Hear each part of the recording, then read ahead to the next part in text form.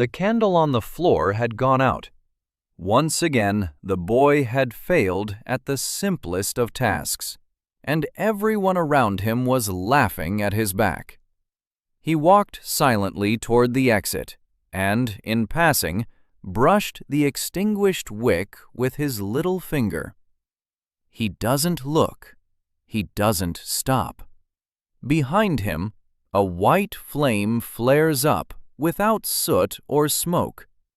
Such a fire is described only in books from 3 centuries ago, and only one girl with silver hair turns around and sees it.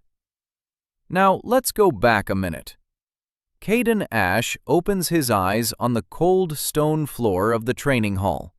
4 figures in uniform robes stand over him, laughing openly. Someone pokes a finger at the extinguished candle. He didn't light it again. He fell again. Another joke for the whole group. But Caden doesn't hear their laughter. He hears voices. Thousands of voices. 300 years of someone else's memories crash down on him all at once, like water from a burst dam. He remembers the smell of burning fields. He remembers the face of a faceless creature. He remembers how his own hands, broad and scarred by the hammer, pressed against the red-hot seal, and the world flashed white. And then silence. The endless silence of the Hall of Echoes. And now this floor, this ceiling, this gaunt body that smells of sweat and fear. Memory tightens into a knot at the back of his head and falls silent. Only understanding remains. He knows who he is. He knows who he was. And he knows this body isn't his. A boy named Caden Ash failed 3 exams in a row. He owed a senior 50 silver coins. He fell asleep in lectures from hunger. They called him the empty space on the 3rd floor. And now, in that empty space, the one who once killed a god has awakened. Caden sits down. His head is spinning. He clenches his fists. Weak. Never mind. He'll get used to it. The laughter around him dies down. Someone holds out a hand to him. A girl. Silver hair down to her shoulder blades. Quiet gray eyes. And then the world stops. That line of her cheekbones. That habit of tucking her chin. That way of clenching her fingers before she speaks. He knows those gestures. He's known them for 300 years. Selena. No. Selena Morrigan grew old and died 12 after him. She never married. She waited for the one who could not return. This is not her. This is her blood, 15 generations later. Caden takes the outstretched hand. He stands up. He tries to smile. The smile comes out too weary for a 17-year-old. And now he walks toward the exit. He lights the wick. A white fire flares behind him, and only the silver-haired girl turns around and remains silent. Caden steps out into the corridor of the Silver Spire. He remembers this place. 300 years ago, there were no marble columns or stained glass windows with coats of arms here. There used to be a military camp here. Tents, mud, the wounded, the smell of blood and burnt manna. Now the children of aristocrats drink mint tea between lectures. 320 years of the long peace, a beautiful name for an era bought with a single life. And this man is now standing in a foreign body, trying to remember where the dining hall is. His stomach growls. The boy hasn't eaten since yesterday. Caden finds the dining hall by the smell. Porridge made with water, stale bread, for scholarship students. The aristocrats eat in another wing, where it smells of meat. He sits in a corner and eats in silence. In his past life, he went without food for 9 days during the siege of Craigholm. Back then, porridge like this seemed like the best food in the world. The body thinks otherwise. The body wants meat and sweets. The body is used to wanting and not getting. Caden finishes every last spoonful. He wipes the bowl with bread and thinks about money, a debt of 50 silver coins. His uniform will soon tear at the elbow. The boy doesn't have a single coin. And the hero from his past life never had any either. Only his hands. But his hands were always the most important thing he had. He returns to the room on the 3rd floor. Small. Cold. A cracked training staff lies on the table. The worst of the set. Scholars always get the worst one. Caden twirls it in his hands. The crack runs from the pommel to the middle. Any modern master would say the staff is dead. Caden runs his finger along the crack and closes his eyes. Ash, cut down at the start of winter. A core of wyvern sinew. Cheap, but alive. He feels a pulse beneath his fingers. The staff isn't dead. The staff is forgotten. The difference is vast. Caden puts it back. Now is not the time. First, he must understand the rules of this world. He lies down and closes his eyes. And he goes inside, to where 1,000 years of memory are coiled. The Eclipse War. The Dark Lord. The Seal. His death. 300 years of watching from beyond the edge. The great houses that hid behind his back and then erased his name from the monuments. Velcrest, Ashton, Morrigan, Sunva.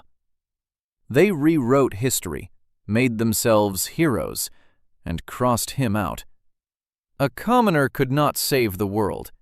It shattered their belief that power flows through the blood. The anger burned out 2 centuries ago.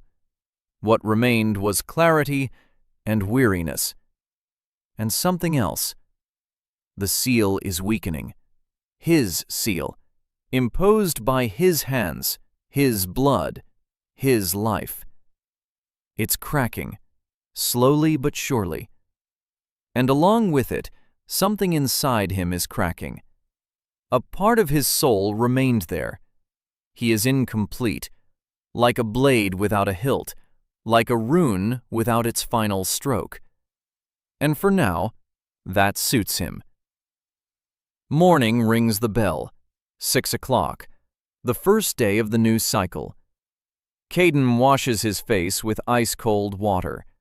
He pulls on his gray uniform, worn at the elbows. Scholars' uniforms are gray. Aristocrats are white with a silver trim. The difference is visible from 100 paces away. Today is the entrance exam.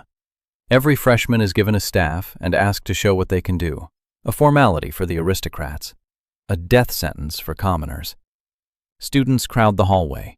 Caden spots a silver-haired girl by the wall, Lorana Morrigan, heiress of a fading northern house, the last in the line. 3 people away from her, a red-haired, freckled girl trembles, a scholarship student. She holds her staff with both hands and looks at him as if it might bite her. Caden looks at her and sees himself. Not the present one, the other one. The blacksmith's son from a border village who, 300 years ago, stood exactly like that and was just as afraid. Only no one helped that boy. The hall opens. Master Hall sits on the dais, the professor of the history of magic, a historian at a combat trial, someone's conscious choice. The trial proceeds alphabetically. The aristocrats mold fireballs and ice shields, beautiful, confidently. And all with mistakes that Caden sees as cracks in the glass. This rune is mirrored. That gesture lost 2 beats. This spell consumes 3 times as much mana because of a 200-year-old typo in the textbook. No one knows about this. For 300 years, they've been copying from copies, and the errors have become the norm. Caden's turn comes quickly. Ash, the second letter. He steps into the center, takes the cracked wand. The hall falls silent, not from anticipation, from foreboding. Everyone knows what's coming next. Caden asks Master Hall for a knife.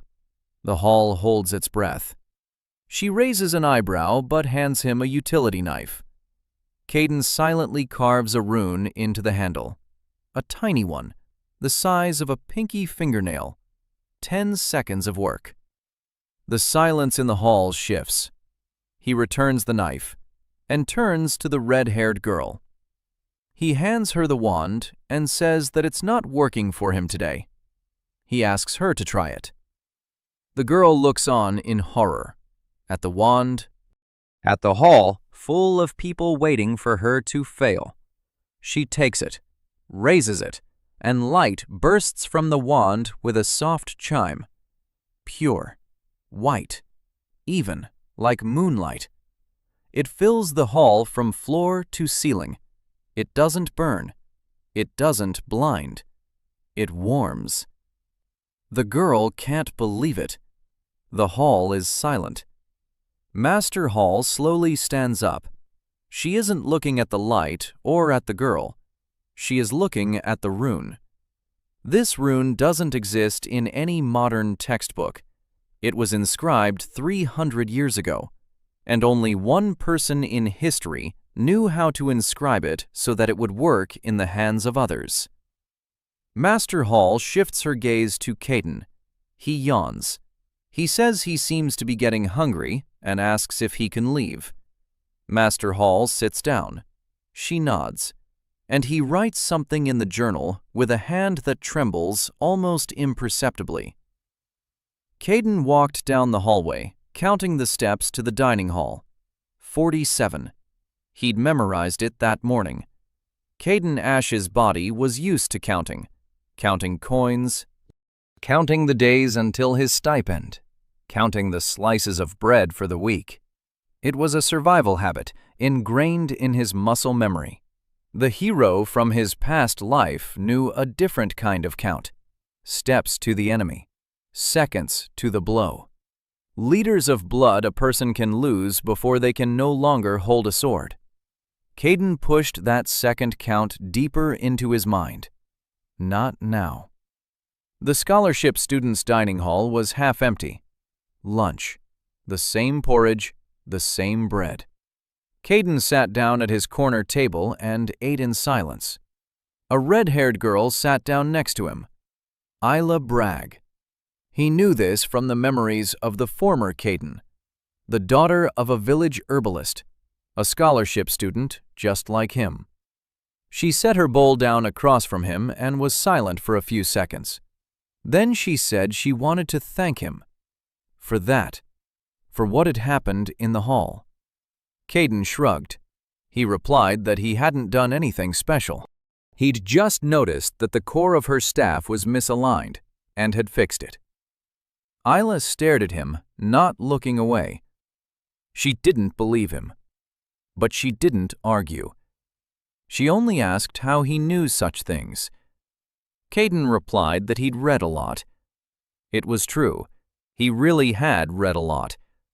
300 years in the Hall of Echoes, watching other people's memories, was, in a sense, reading.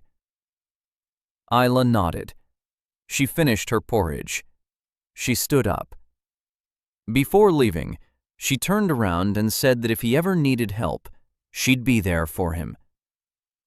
Caden watched her back and thought that in this world, there are things that haven't changed in 3 centuries. Ordinary people help each other, because there's no one else. After lunch, Caden returned to his room. He sat down at the table. He picked up the cracked staff. That rune was no longer on it. He'd carved it temporarily. A one-time use. It was safer that way. No traces remain. Now he needed to earn some money. 50 silver coins owed to senior student Ashton. That's a lot for a boy who receives a scholarship of 3 silver coins a month. But for a craftsman who knows how to repair things, it's a couple weeks' work, if you know who to turn to. Caden stepped out into the dormitory hallway and began to listen. Not with his ears, with his channels. Caden Ash's body possessed weak channels, dirty by the standards of the modern system. But Caden knew something no other mage in this academy knew. Channels aren't dirty, they're misused. The entire system of the purified lines was built on a lie. A beautiful, convenient, 3-century-old lie. He walked down the hall, stopped at the 4th door. Behind it, someone was swearing quietly. Caden knocked. A girl opened the door. Short, redhead, freckles. Lots and lots of freckles. And very angry eyes. She was holding a broken amulet on a chain. The stone had split in half. Caden looked at the amulet and immediately understood 3 things. First, the amulet was a family heirloom, not a cheap one. The stone was genuine resonant quartz, not a glass fake like the ones sold at the market. Second, the girl was Ashton. He noticed the crest on the buckle of her belt. Third, she had been crying a minute ago and was trying to hide it. Caden said he'd heard she had a problem and asked if he could take a look. The girl frowned. She asked who he was. Caden replied, "Ash, 3rd floor, scholar." The girl snorted. She said a scholar probably didn't know anything about family heirloom amulets. Caden nodded. He agreed. But he offered to just take a look, for free. If it didn't help, she had nothing to lose. The girl hesitated. Then she held out the amulet. Caden took it in his hands and closed his eyes. Resonant quartz. A crack ran across the left facet.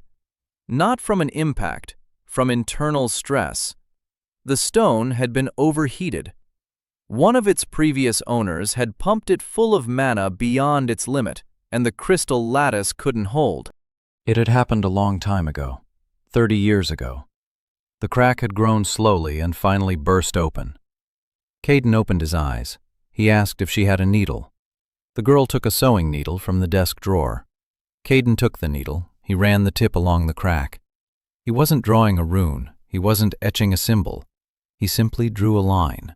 Slowly, precisely, like a blacksmith guiding a hammer along a red-hot seam. 30 seconds, a minute. The crack closed. It didn't heal, it didn't disappear, it closed. The quartz became whole again. But now there was a thin golden thread inside it, the seam, like a scar, a beautiful scar. The girl took the amulet back and stared at it, then at Caden. Her angry eyes went wide. She asked how he'd done it. Caden said he'd simply released the tension from the crystal, nothing complicated. The girl shook her head. She said her brother had taken this amulet to 3 masters, and they all said the stone was dead. Caden shrugged. The masters were wrong. The stone wasn't dying. The stone was tired. There's a difference. The girl was silent for about 5 seconds. Then she said her name was Mirabelle Ashton. Mira. And that she owed him for this. Caden said a silver coin would be enough. Mira's eyes widened. She said that was an insultingly small amount for repairing a family heirloom. Caden replied that he needed the silver coin for dinner. No more. Mira took out the coin. She held it out, and added that she would tell her friends about him. Caden said it would be better if she didn't. Mira smiled, widely. With her freckles, that smile looked like the sun behind a cloud. She said she'd already made up her mind. Caden sighed. He went out. He bought a piece of meat and half an onion with the silver coin at the shop behind the dorm. He ate it in his room. Caden Ash's body accepted the meat as a gift from above. His stomach stopped growling. His muscles relaxed slightly. Caden lay down on the bed and thought. Mirabelle Ashton, the younger sister of that very upperclassman to whom Caden was indebted. Irony. He had repaired her family's amulet for a coin. Her brother would have charged him 50. The world hadn't changed in 300 years. The strong take, the weak give. The only difference was that now he knew how every cog in this machine worked, and he knew where it would break. The next morning, Caden attended his first lecture, Mana Theory, a large hall for 100 students, aristocrats in the front, scholarship students in the back. The instructor started with the basics, explained what channels were, what purity was, what a ceiling was. Caden listened and said nothing. Everything the instructor said was true, partially true, truncated, tailored to fit the system. Channels determine the ceiling. That is true. The purity of channels is inherited. That is true. A commoner cannot reach the level of an heir to a great house. That is a lie. But a lie repeated so many times that it has become a textbook. Caden sat in the back row and looked out the window. Outside the window was the academy's courtyard. There stood a monument, 4 figures, the founders of the Long Peace: Velcrest, Ashton, Moringen, Sonva, the 4 great houses that, according to the official version, defeated the Dark Lord. Caden looked at the monument. The 5th figure was missing. It had been erased. He had been erased. He turned away from the window. In the row to his right sat a girl with fiery red hair, writing so fast that her pen scratched the paper. Evelyn Valcrest, a senior, the best student in a decade. Caden watched her out of the corner of his eye. Perfect posture, perfect handwriting, perfect notes, and hands that trembled slightly. Not from the cold, from exhaustion. She'd slept 4 hours, maybe 3. The dark circles under her eyes were covered with something flesh-colored. Makeup. Or magic. Caden recognized that look. He'd seen it thousands of times in his long life. A person who works themselves to the bone and hides it behind perfection. Because if they stop for even a second, everything will collapse. He turned away. It wasn't his business. Not yet, anyway. The lecture ended. The students headed for the exit. Caden was the last to leave. Mira was waiting for him in the hallway. She stood leaning against the wall, looking like someone who had been waiting for a long time, but was pretending not to. Standing next to her was a tall girl with black hair tied back in a ponytail. Her face was expressionless. Her eyes were alert. Under her uniform, something resembling a scabbard was visible. Sonhwa Yoon. Caden recognized her by her posture before he recognized her face. The posture of a mercenary, weight on the balls of her feet. Her shoulders were relaxed but ready for action. Her hands were free. Mira introduced them to each other.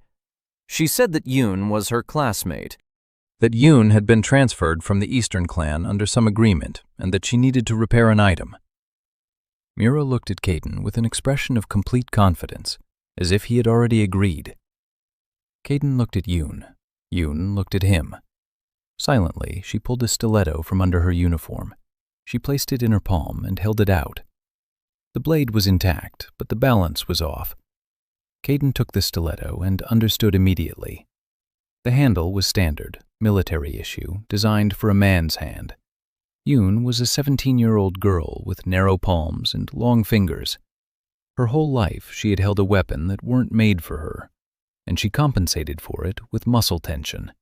That's why her wrists ached. That's why she wore bracelets on both arms. Not for beauty, to hide the bandages. Caden looked at her. He said the stiletto wasn't broken. He said the stiletto just wasn't hers. And he added that he could make a better one. Yoon blinked. It was the first expression on her face during the entire conversation. Caden spent the evening in the workshop in the basement of the dormitory. The workshop was small. One workbench, one set of tools, 3 vice grips, only one of which worked. A place for scholarship students who had nowhere else to go. No one had been in here for weeks.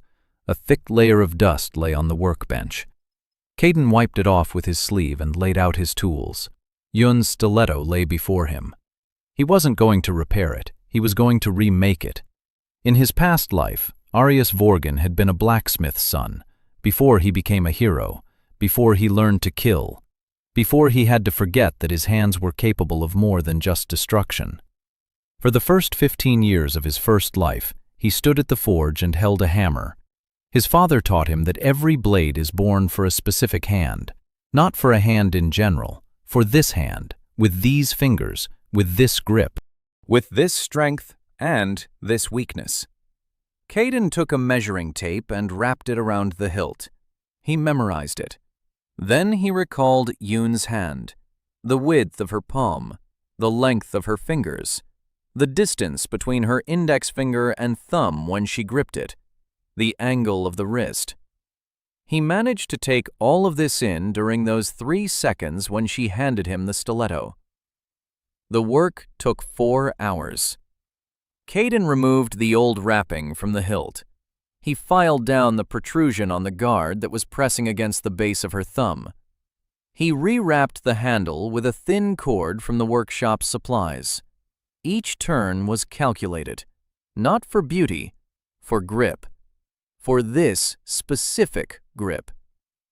Then he worked on the balance. He shifted the center of gravity a finger and a half toward the blade. Yoon was fast. He could tell by her posture.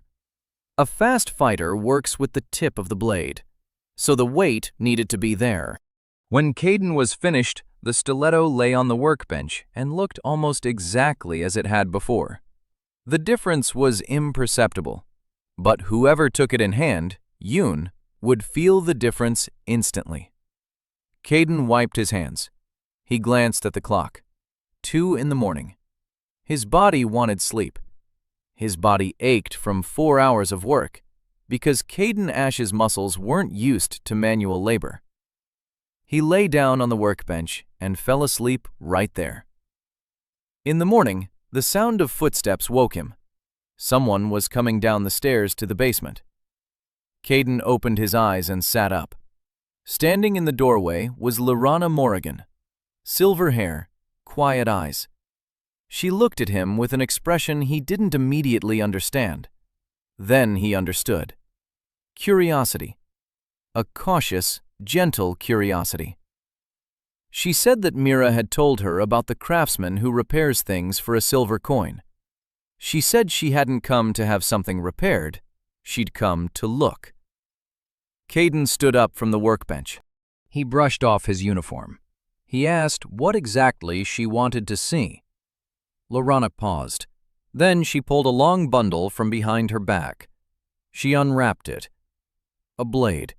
An old one. Slender. Silvery metal with a blue sheen. The Morrigan family blade. Caden looked at it, and the world froze again. He knew this blade. Not this specific one, but this metal, this sheen, this pattern on the hilt. 300 years ago, he had held a blade made of the same metal in his hands. Selena Celine had held it. That blade sang, with a quiet, clear ringing that made everything around it stand still. The Morrigan family blades sang in the voices of their owners, passed down from mother to daughter. Each new owner tuned it to herself, and the blade remembered. This blade was silent. Lorana said it had fallen silent 100 years ago, that 3 generations of women in her line had tried to awaken it and failed. Everyone thinks it's just old, that the metal is worn out, that its time had run out. She said this in an even voice, without pain, as if repeating someone else's words, which she had heard so many times that she had stopped feeling them. Caden reached out his hand. Lorana placed the blade in his palm. Heavy, cold, and silent. like an empty house. Caden closed his eyes and listened, not with his ears, with his fingers. The metal spoke to him in a language no living master knew, the language of vibration, the language of structure, the language of molecules that remember every hand that has touched them. The blade was not dead. The blade was not old. The blade was tuned to a voice that no longer existed. The last woman who sang in resonance with it had died 100 years ago, and the blade was waiting for her voice. It couldn't accept another. Not because it didn't want to, because it hadn't been retuned. No one had told it that it could listen to another. Caden opened his eyes. He looked at Lorana. She stood there waiting, quietly, patiently, like someone accustomed to waiting for bad news. Caden said he could fix it. Lorana didn't answer. Her eyes widened slightly. Then she asked what fix meant. Caden explained. The blade is tuned to her great-grandmother's voice. It needs to be retuned to her voice, not to erase the old one, to add a new one. Lorana was silent for a long time. Then she asked if she could stay and watch. Caden nodded. The work was delicate, not physical. Caden held the blade in his hands and slowly ran his fingers along the edge. He was feeling for the resonance nodes, the old ones, the frozen ones. He didn't break them. He loosened them, one by one, like a man untangling knots in an old rope without cutting it. Lorana sat on an upside-down box in the corner and watched. She didn't say a word. She just watched. Caden felt her gaze like warmth, a strange sensation. Caden Ash's body wasn't used to being looked at without mockery. An hour, 2, 3. Caden worked in silence. Sweat beaded on his forehead. The channels in his body hummed with tension. He used the bare minimum of force, the absolute minimum, the silent resonance technique through intention, not through the channels. But even this minimum was hard for his body to bear. Dirty channels, a weak body. If he pushed any harder, the channels would crack. And then there would be no second chance. At the 4th hour, Caden stopped. He laid the blade on the workbench, wiped his forehead. His hands were shaking. Lorana stood up and walked over. She looked at the blade, then at him. She asked why he was shaking. Caden said he was tired. It was true, but not the whole truth. Lorana handed him a handkerchief, white, embroidered with the Morrigan crest. Caden took it, wiped his hands, wanted to give it back. Lorana shook her head, said to keep it. Caden looked at her silver hair, at her quiet eyes, at the way she tilted her chin slightly downward when she looked up. And in that moment, something inside him snapped, quietly and painfully. Not the channels, something else, something old. He tucked the handkerchief into his pocket. He said the blade wasn't ready yet. It needed a few more sessions. Lorana nodded. She asked when to come. Caden said tomorrow, in the evening. She smiled, just a little, with the corner of her lips, and left. Caden stood in the empty workshop and looked at the blade on the workbench. The blade was silent, but it was silent in a different way, not like an empty house, like a house where someone had woken up but hadn't gotten out of bed yet. Caden sat down on a box where Lorana had sat. He closed his eyes. Selena laughed the same way, into her fist, hiding her smile, as if joy were something forbidden.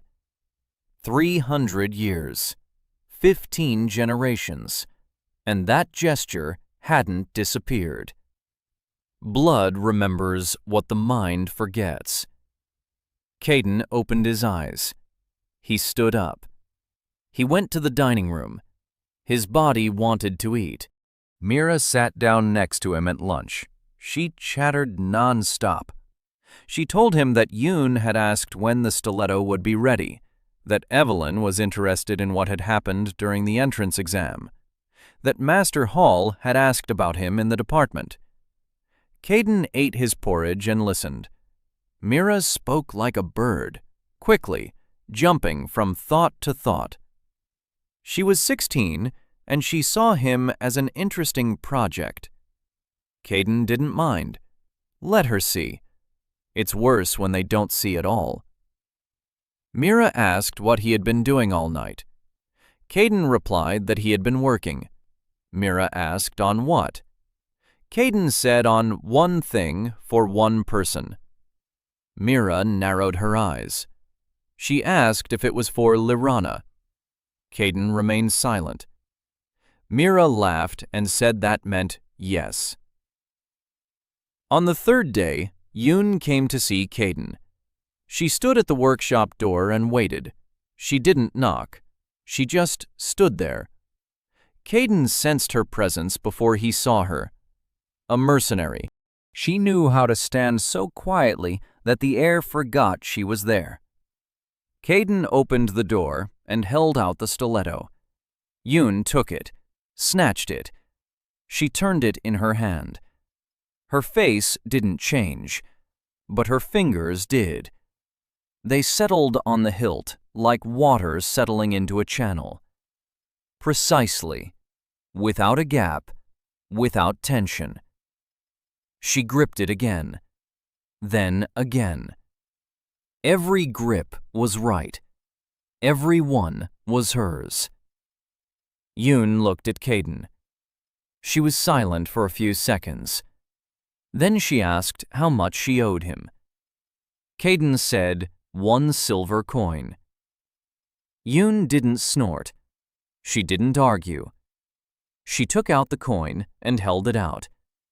Then she paused for another second and asked how he knew the size of her palm. Caden replied that he had a good eye for such things. Yoon looked at him with that long, unblinking stare that makes ordinary people nervous. Caden wasn't nervous. He'd endured much harsher stares. Yoon nodded. She turned around. She left. She stopped at the door. Without turning around, she said that the stiletto felt better in her hand than any weapon she'd ever had. Caden nodded, though she didn't see it. Yoon left. An hour later, Lirana came down to the workshop, the evening session, the second one. Caden took the blade from under the workbench where he kept it wrapped in a rag. He laid it on the surface. Lirana sat on her box, just like yesterday, silently. Caden worked. His fingers glided along the blade. The resonance nodes yielded slowly, one by one. Old voices, dozens of voices. Grandmother, great-grandmother, great-great-grandmother. Each had left her mark. Each tuned the blade to herself, layer by layer. 100 years ago, the last retuning had failed. One of the women of the Maringan clan had tried to drown out her mother's voice with her own, and failed. The blade had jammed between two frequencies. Neither one nor the other sounded. Silence. Caden loosened the nodes but did not remove them. Every voice was part of the blade's history. To erase them would be to erase the clan's memory. He didn't want that. He wanted to make room for a new voice. For Lirana's voice. At the second hour, Lirana spoke. Quietly, as if to herself. She said her grandfather was ill, that the Morrigan line was dying out, that she was the last, that everyone expected something from her that she didn't understand, that the blade was silent, and it felt like a death sentence, as if she were unworthy. Caden listened, never taking his eyes off the blade. She spoke, and he worked. It was a conversation without glances, the most honest kind of conversation, when you don't have to control your face, when you can just speak. Lorana fell silent. Then she asked why he was doing this, why he was fixing other people's things for a silver coin, why he helps people he doesn't know. Caden was silent for a few seconds. Then he said that every object has its intended owner, that universal magic is laziness, that the hairpin works because it's a hairpin for a specific person, that the gloves help because they're sewn for specific hands, that the blade sings because it knows whose voice to listen to. Lorana fell silent. Then she said that no one thinks that way. Caden replied that he knows. The third hour, the fourth. Caden set the blade down. His hands were trembling again, more than yesterday. The channels burned with a dull, aching pain from the back of his neck to his fingertips. His body was warning him. A little more, and it would be bad. Caden stopped. He said that was enough for today. Lorana nodded. She stood up. She walked over to the workbench. She looked at the blade and froze. The blade vibrated ever so slightly, barely noticeable, like a string after a finger has run along it. Not a sound, the promise of sound. Lorana looked at Caden. There was something in her eyes he hadn't seen in 3 centuries. Hope. He turned away. The next few days passed in a rhythm he was beginning to like. Lectures in the morning. He sat in the back row and said nothing. He listened to the professors and found errors in every third formula. He didn't correct them. It wasn't his time. In the afternoon, the workshop. People started coming to him, first 1 at a time, then 2 at a time. A broken amulet, a cracked focusing crystal, a wand that gave electric shocks, a bracelet with a lingering curse. Caden fixed everything. He took a silver coin, sometimes a copper one, sometimes a piece of bread. Word spread slowly. Mira helped. She knew everyone at the academy and loved to talk. By the end of the first week, Caden had earned 8 silver coins. His debt to Ashton began to seem less endless.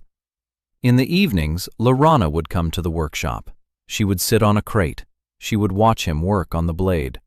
Sometimes she would speak. Sometimes she would be silent. It became a ritual, a quiet evening ritual for 2.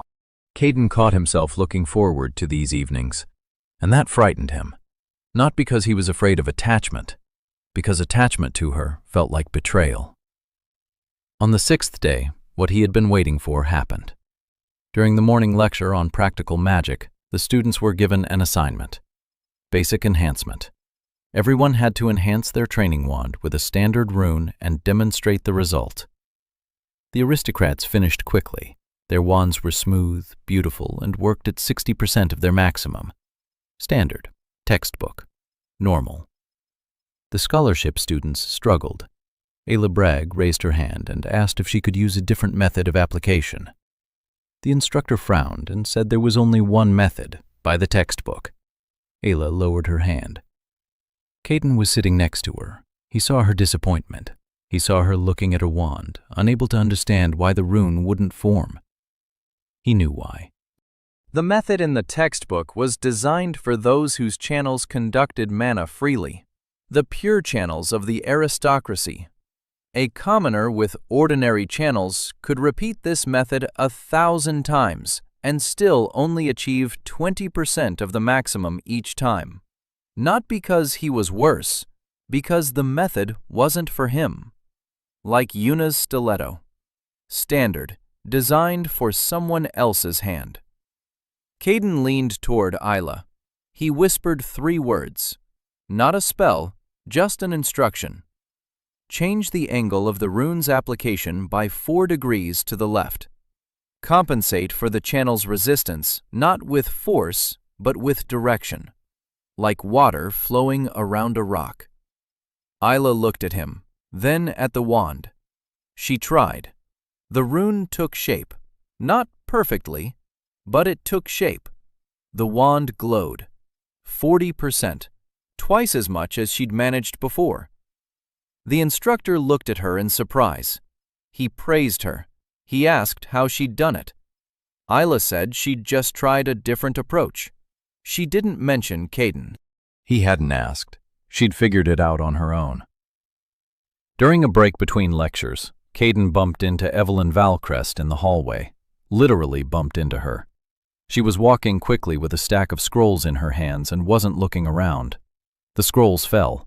Caden bent down and started picking them up. Evelyn stood over him and waited silently. He looked up. Her hands were shaking, more than they had in class. A slight constant tremor that she hid by pressing her palms against her thighs. Caden handed her the scrolls. Their fingers touched. Her skin was cold and dry.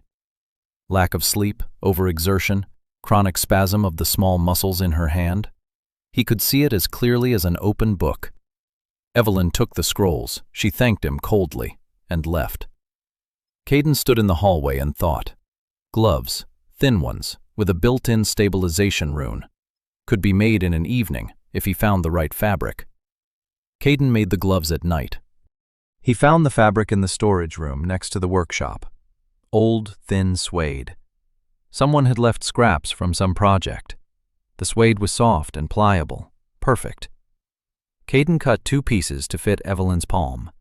He'd memorized the measurements when their fingers touched while gathering the scrolls. The width of her palm, the length of her fingers, the distance between her knuckles. 3 seconds of contact. Enough. In his past life, he'd determined the measurements of a stranger's body during a handshake. This isn't magic. It's a skill honed over centuries. He sewed the stabilization rune into the lining. He didn't draw it, he sewed it, with thread. Every stitch was part of the rune. From the outside, the gloves looked ordinary. Plain suede, a simple cut. Nothing superfluous. Only the one who puts them on will feel the tremor in their fingers subside. How the muscles relax. How the hand becomes obedient and precise again. The rune worked gently. It didn't suppress the tremor. It compensated for it, like a warm hand holding yours when you're shivering from the cold. Caden finished by 4 in the morning. He placed the gloves on the table. He looked at them. Simple, thin, flesh-colored. You could wear them under a uniform, and no one would notice. He knew Evelyn wouldn't accept a gift from an unfamiliar scholarship student. She wouldn't accept it out of pride, out of habit to never show weakness. So he wouldn't give them to her. In the morning before class, Caden was the first to arrive in the lecture hall. He found Evelyn's desk, always the same one, 3rd row on the left. He placed the gloves on the edge. No note, no signature. He left, sat in the back row as usual. He waited. Evelyn arrived exactly 3 minutes before the start. As always, dark circles under her eyes, back straight, a stack of scrolls. She sat down. She saw the gloves. She paused. She picked them up. She turned them over in her hands. She frowned. She looked around. No one was looking at her. Caden wasn't looking at her. He was looking out the window. Out of the corner of his eye, he saw her put on the right glove, then the left. Then her shoulders dropped slightly. Just a tiny bit. The tension drained from them like water from an overturned glass. She looked at her gloved hands. The trembling stopped. Caden turned away from the window. He took out his notes. He began to write. Half an hour into the lecture, he felt a gaze upon him. Heavy, attentive, analytical. Evelyn Valcrest was watching him from the 3rd row, not taking her eyes off him. She understood everything. Not what he had done, but that the gloves weren't ordinary, and that someone knew about her problem, about the problem she had been hiding from everyone. Caden didn't turn his head. He didn't return her gaze. The lecture ended. Evelyn left. She was wearing the gloves. She hadn't taken them off. During the break, Caden went down to the workshop. Lorana was already waiting. He knew she would come before the appointed time. She came early every day. She sat on her box and waited for him, silently, patiently. Today was the 5th session. Caden picked up the blade. His fingers already knew every curve of that blade, every vibration, every old voice inside the metal. He loosened the last knot, carefully, like a surgeon removing the final stitch. The blade trembled, quietly, barely audible, like a sigh. Caden stopped. He laid the blade on the workbench. He looked at Lorana. He said the blade was ready to listen, that now it needed her. Lorana stood up. She approached. Her hands trembled slightly. Caden noticed. He told her not to be afraid. The blade would not test her. It would listen to her. Lorana took the blade.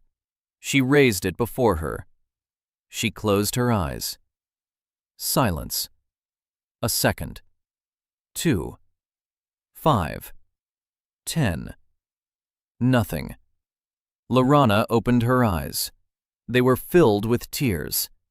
She said she felt nothing, that she was as empty as everyone said, that she was the last one and she couldn't even do this. Caden looked at her and saw Selena. No, not Selena.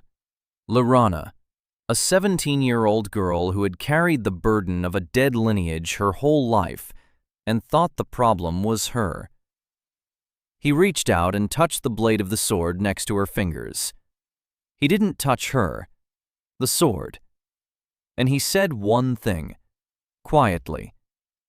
He said that the blade was now attuned to her, not to her great-grandmother's voice, not to her mother's voice, to her voice.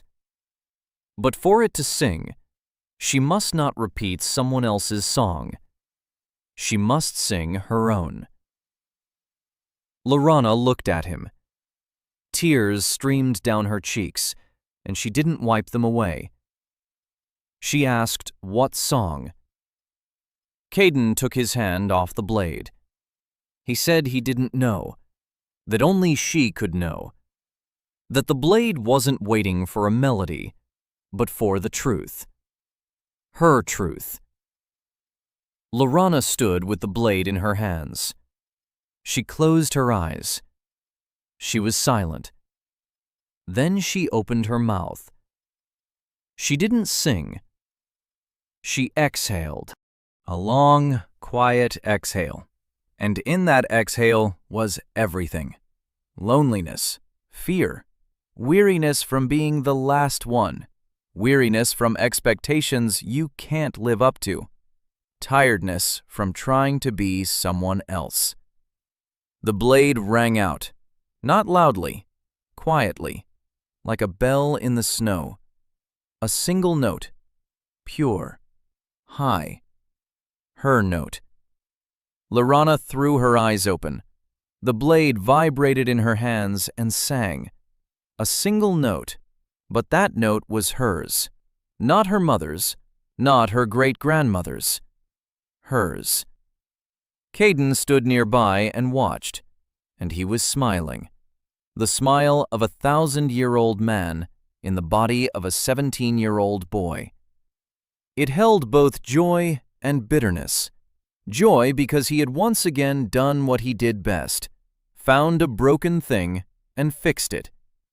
Bitterness because this girl with silver hair was laughing into her fist, just like the one he had loved 300 years ago. And he didn't know what to do about it. Lorana lowered her blade. She looked at him for a long time. Then she said one word. "Thank you." Caden nodded. He walked over to the workbench. He began putting away his tools. His hands trembled with fatigue. His meridians ached. His body begged for rest. Lorana sheathed her blade and left. She stopped at the door. She didn't turn around. She said she'd come back tomorrow. Caden didn't answer. She left.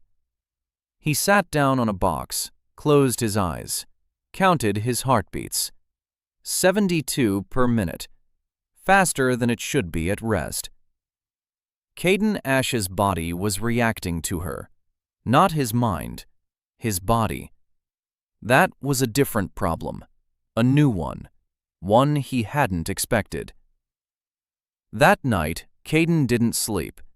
He lay on the bed in the dark room and stared at the ceiling. He thought about the seal in the south. It was weakening. He felt it like a distant toothache. Constant. Background. A part of his soul was there, in the seal. Without it, he was incomplete. Couldn't use his full power. Couldn't become who he was. Arius Vorgan. A hero. But he couldn't take it back either. If he took a part of his soul from the seal would fall. And whatever came after it would follow it here. The Dark Lord. Or what remained of him.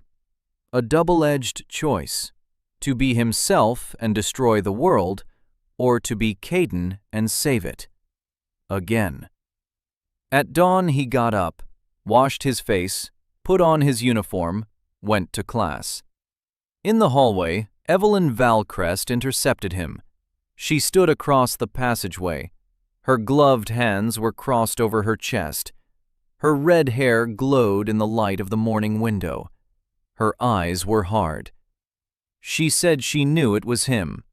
Caden asked what exactly it was. Evelyn raised her gloved hand. She said, "This." Caden was silent. Evelyn said she had examined the rune, that no such rune existed in any of the Academy's catalogs, that she couldn't determine the type of weave, that she couldn't understand how it worked, and that this frustrated her the most. Caden looked at her hard eyes, at her straight back, at her gloved hands which were no longer trembling.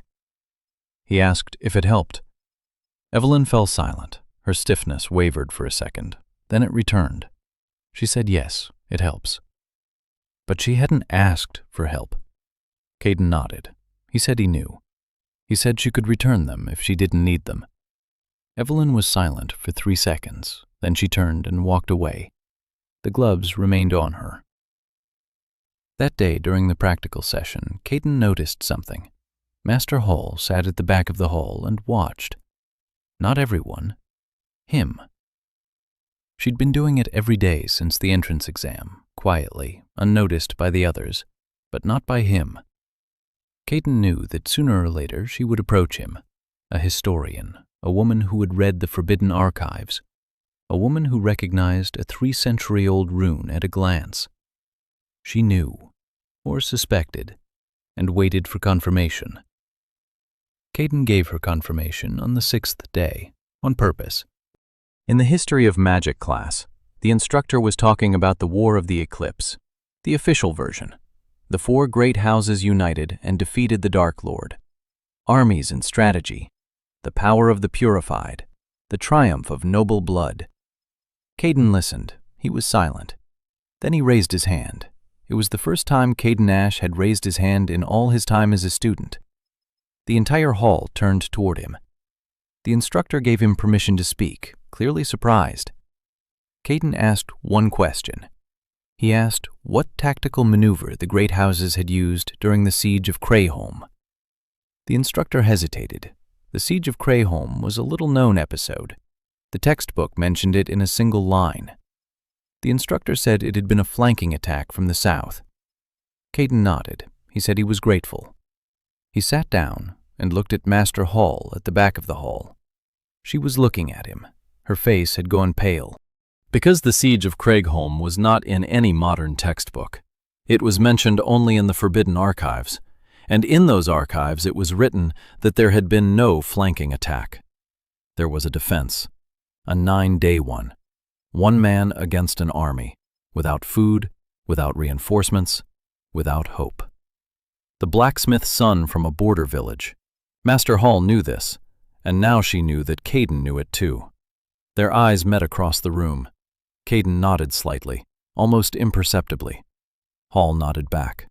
A conversation without words. During the break, Professor Hall found him in the hallway. She approached, stopped beside him, remained silent. Then she said she wanted to show him something in the department archives. Caden agreed. They walked down the hallway in silence, two people who knew the truth about a world that had forgotten. The Department of the History of Magic archives were located in the north tower of the spire, a narrow spiral staircase, 112 steps. Caden counted them. Caden Ash's body was gasping for air by the 80th step. Magister Hall walked ahead and didn't look back. She gave him time to catch his breath without witnesses. He appreciated that. Upstairs was a round room with a low ceiling. Shelves from floor to ceiling, scrolls, books, folders with yellowed pages, dust, lots of dust. No one had been in here for months. Master Hall closed the door. She turned to him. She was silent for a few seconds. Then she said that the rune on the staff during the entrance exam was the rune of the single resonance. Caden didn't answer. Hall continued. She said that this rune is described in only one source, in the diary of a field mage named Torvin, who served in the hero squad 300 years ago. The diary is kept here in this archive, under lock and key, under 3 seals. Its contents are known to 2 people at the academy, her and the rector. Caden remained silent. Hall walked over to one of the shelves. She pulled out a thin book with a leather binding. She placed it on the table between them. Caden looked at the book. Torvin. He remembered Torvin, a short, red-haired man with perpetually dirty fingernails. A field mage. Not strong, but stubborn. He'd survived 3 battles and 2 poisonings. He kept a diary every day because he was afraid that if he were killed, no one would remember what had really happened. Torvin was right.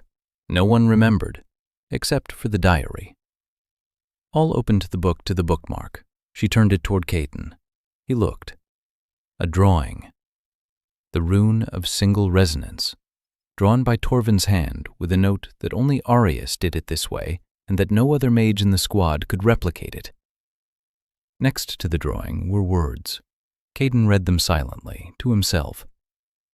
Torvin wrote that Arius didn't cast runes for himself, but for others, that his magic worked better in the hands of others than in his own, that this contradicted everything they knew about magic, and that Arius simply shrugged when asked how. Caden closed the book. He looked at Hall. She was waiting. She didn't demand an answer. She was waiting, patiently, like a scientist waits for the results of an experiment. No pressure, no rush. Caden said that he had a question. Hall nodded. Caden asked if she knew what had actually happened to the hero. Hall answered. She said that, according to archival records, the hero Arius Worgen had perished while creating the Great Seal. He had used his own soul as a lock, an exchange, life for the seal. After that, the great houses declared themselves the victors. They erased his name. They rewrote history. Hall spoke in an even voice, without anger, without bitterness, like a historian who had long since outgrown all emotion and retained only the facts. Caden nodded. He asked why she had shown him the diary. Hall paused.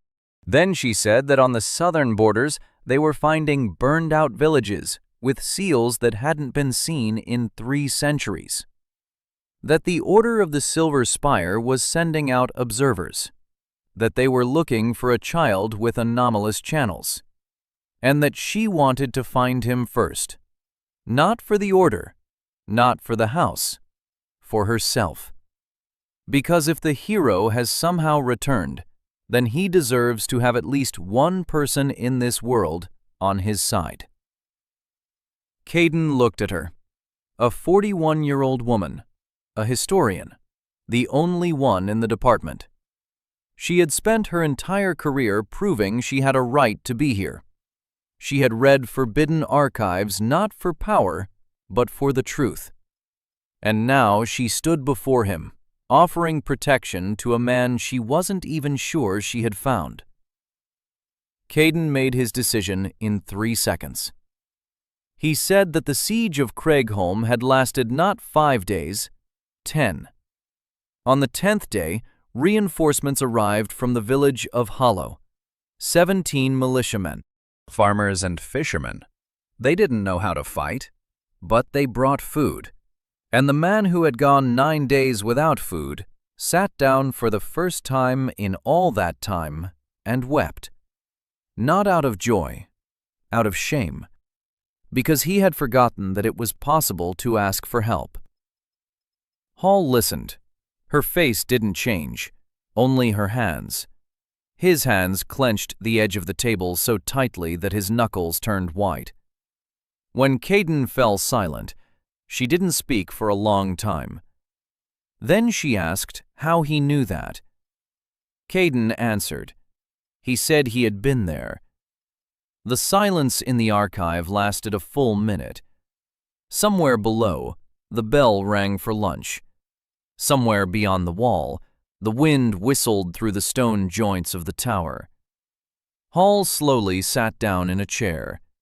She looked up at him, at the skinny 17-year-old boy in a worn gray uniform, at the scholarship student with dirty sewers, at the empty space on the 3rd floor.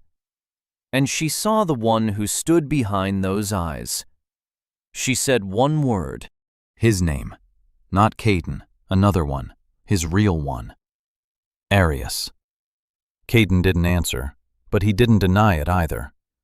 Hall nodded. She stood up, walked to the door, turned around. Said that from this moment on, she'd cover for him. No matter what he did, no matter what happened, she would cover for him. Caden asked why. Hall looked at him, and for the first time during their entire conversation, her face flinched. She said she had spent her whole life studying the man who saved the world and was forgotten, that she wouldn't let it happen twice. Caden stood in the empty archive. Torvin's diary lay on the table. He ran his fingers over the leather binding. Torvin, a stubborn, red-haired man, who kept a diary because he feared. The diary survived. Torvin did not, but the words remained. Caden went down the stairs, 112 steps. His body wasn't gasping for breath. His body felt light, like after you take a heavy load off your shoulders. For the first time in 3 centuries, someone knew who he was, and didn't want to kill him for it. Mira was waiting for him in the dining hall, as always. She was sitting in his spot and his porridge. Caden sat down across from her. Mira pushed a second bowl toward him, full, with butter. Caden looked at the butter, then at Mira. She shrugged, said she'd stolen it from the aristocratic dining hall. Caden said that stealing was wrong. Mira replied that the aristocrats had plenty of butter. Caden couldn't think of a counter-argument. He ate the porridge with butter. Caden Ash's body was happy. After lunch, Mira shared the news. Her brother, Derek Ashton, had noticed that Caden's debt was shrinking. 8 silver coins had already been repaid. Derek was surprised, not angry, just surprised. He wasn't used to scholarship students paying back their debts. Mira said that Derek wasn't a bad person, just stupid. Caden nodded. He knew the difference between malice and stupidity better than anyone. Malice is dangerous. Stupidity can be cured. Mira also said that new people had arrived at the academy, 2 of them, a man and a woman in gray cloaks without insignia, observers. Caden stopped chewing. Observers from the Order, the very ones Hall had mentioned. They're already here, sooner than he expected. Mira said they walk around the classes and watch the students, that the teachers were nervous, that the dean was walking around with the kind of expression people usually have when they want to hit someone but can't. Caden finished his porridge. He stood up. He thanked Mira for the oil and for the information. Mira looked up at him and told him to be careful, without a smile, seriously, for the first time ever. Caden looked at her, a 16-year-old girl with freckles who steals oil for a scholarship student, and who sensed the danger before he even told her. He nodded. He said he would. That evening in the workshop, Caden sat alone. Lorana hadn't come, for the first time in a week. He wasn't worried. She had her own business. He picked up the cracked wand from the table and began to work. Not a rune, not a spell, just repairing the crack, slowly, carefully, just as he repaired everything, with his fingers, with his intent, with a quiet resonance through which no modern detector could detect magic. If observers are looking for anomalous channels, they're looking for spikes, bright flashes of mana, traces of spells, things he doesn't leave behind. His technique is invisible to their instruments because their instruments are built on principles that have forgotten the most important thing. Mana isn't a stream. Mana is intention. You don't push water through a pipe. You ask the water to flow. The difference between a hammer and a needle, between a scream and a whisper. The observers are looking for a scream. He speaks in a whisper. Caden repaired the crack in the staff. The staff became whole, not new, whole, with a scar where the crack had been, like the quartz of Mira, like all the things he had repaired, with traces of the past, but alive. The observers walked through the academy for 12 days, a man and a woman, both in gray cloaks, both with faces that expressed nothing. They attended every class, they stood by the walls, they watched. Sometimes one of them would take a small device out of their pocket and point it toward the students, a mana detector. Caden understood the principle, crude, primitive. The device picked up mana fluctuations within a 20-step radius and recorded anomalies, any spike above normal, any non-standard pattern. Caden stopped working with mana on academy grounds, completely. He even turned silent resonance down to 0. He fixed with his hands whatever could be fixed with his hands. He put the rest aside. On the 5th day of observation, the detector reacted to Isla Bragg. She was standing in a practical class, trying to repeat an exercise that Caden had taught her a week ago. To gather fire from the moisture in the air. She was managing it. Poorly, but she was managing it. And the detector picked it up, because the technique of gathering fire from the moisture in the air didn't exist in modern textbooks. It was a technique from 3 centuries ago. And the detector recognized the mana pattern as anomalous. A male observer approached Isla. He asked where she knew this spell from. Isla turned pale. She glanced at Caden. Caden wasn't looking at her. He was staring at the wall, counting the cracks in the plaster. Isla said she'd read it in the library, in an old book. She didn't remember the title.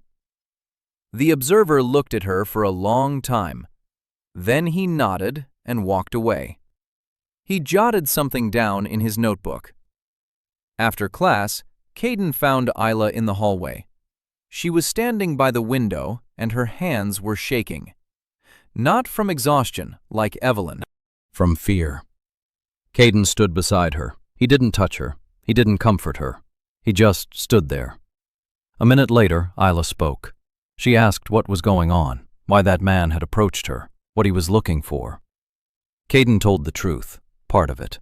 He said that the observers were looking for students who used unconventional techniques, that her spell had seemed unusual to them, that she needed to stop using it in class. Isla looked at him. She asked why. Caden said he couldn't explain it yet, but that she needed to trust him. Isla was silent. Then she nodded. Trust. Such a simple word. Such a heavy one. Caden returned to the workshop and thought. He had made a mistake. He had taught Isla a technique that had attracted attention. Too soon, too openly. The hero from his past life never made such mistakes. But the hero from his past life didn't teach 17-year-old girls. He fought in wars, and in war, the mistakes are different. He needed to change his approach.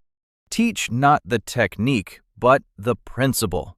Not show how to do it, but explain why it works, so that the student arrives at the result in their own way, and no detector will recognize the pattern because the pattern will be unique. The next day, Caden did two things. First, he found Isla before breakfast and explained to her the principle of obtaining fire from moisture. Not the technique, the principle. Moisture is water. Water contains oxygen. Oxygen burns. You don't create fire. You release it from what is already there. How you do it depends on you, on your channels, on your hand, on your intention. There is no right way. There is your way. Isla listened. Her eyes changed. Fear receded. Understanding came. She nodded, said she'd try. Second, Caden went to see Master Hall. He told her about the detector and Isla. Hall frowned. She said the observers would stay for another week, that she could divert their attention away from Isla, but not forever. Caden asked if it was possible to find out exactly who had sent the observers. Hall paused. Then she gave a single name. Archmage D. Raven Ashton. Caden froze. Ashton. Mira's uncle. A member of the conclave of the Purified Lines. Hall told him about him. A little. What she knew. Draven Ashton oversaw security along the southern borders. He was the first to receive reports of the burned villages. He was the first to recognize the seals. And he was the first to realize what he was looking for. Not a monster. Not a dark mage. A hero. Because only a hero could have placed those seals. And only the hero's blood could overwrite them, or break them completely. To Draven Ashton, the hero was a threat, not to the darkness, to the system. A commoner who saved the world. That's a story that destroys everything on which the power of the great houses rests. The Purified Lines, the right of blood, the sealing of the channels. If a commoner could do what the archmages could not, then the entire system was a lie, and 3 centuries of privilege built on nothing. Driven wasn't evil. Caden understood that. Driven was a man who believed that order was more important than truth, that stability is more important than justice, that peace for thousands is worth the life of one.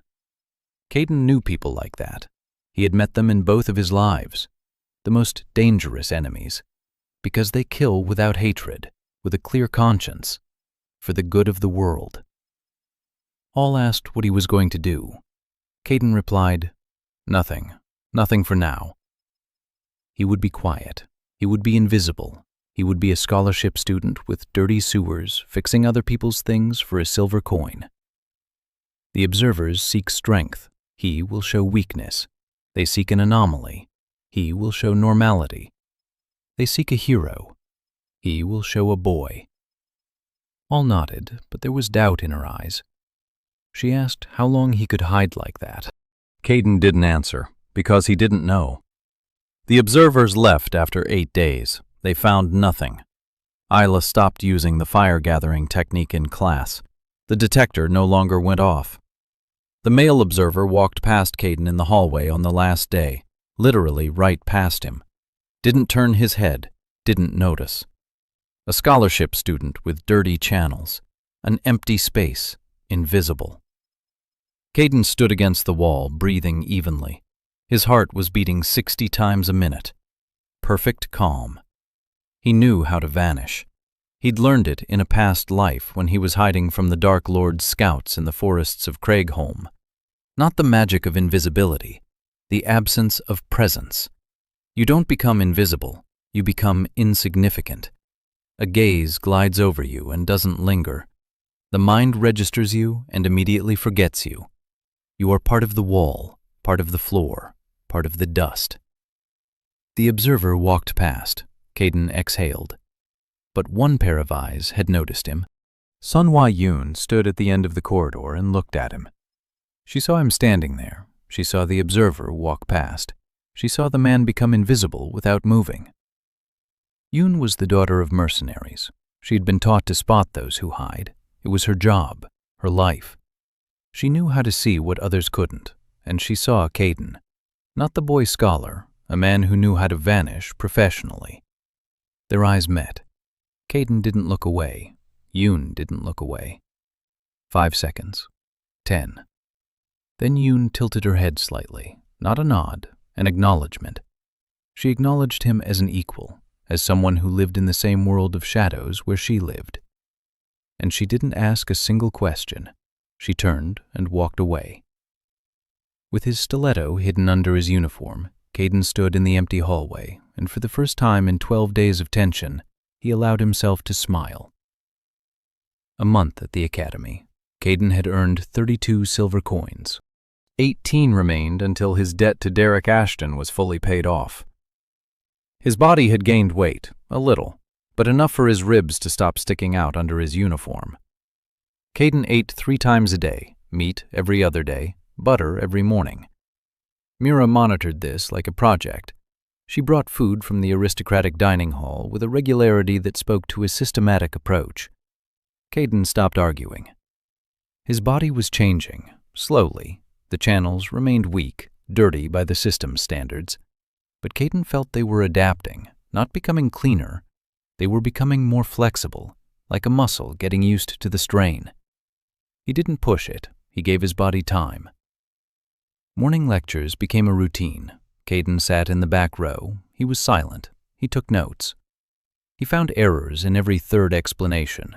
He didn't correct them. He memorized them.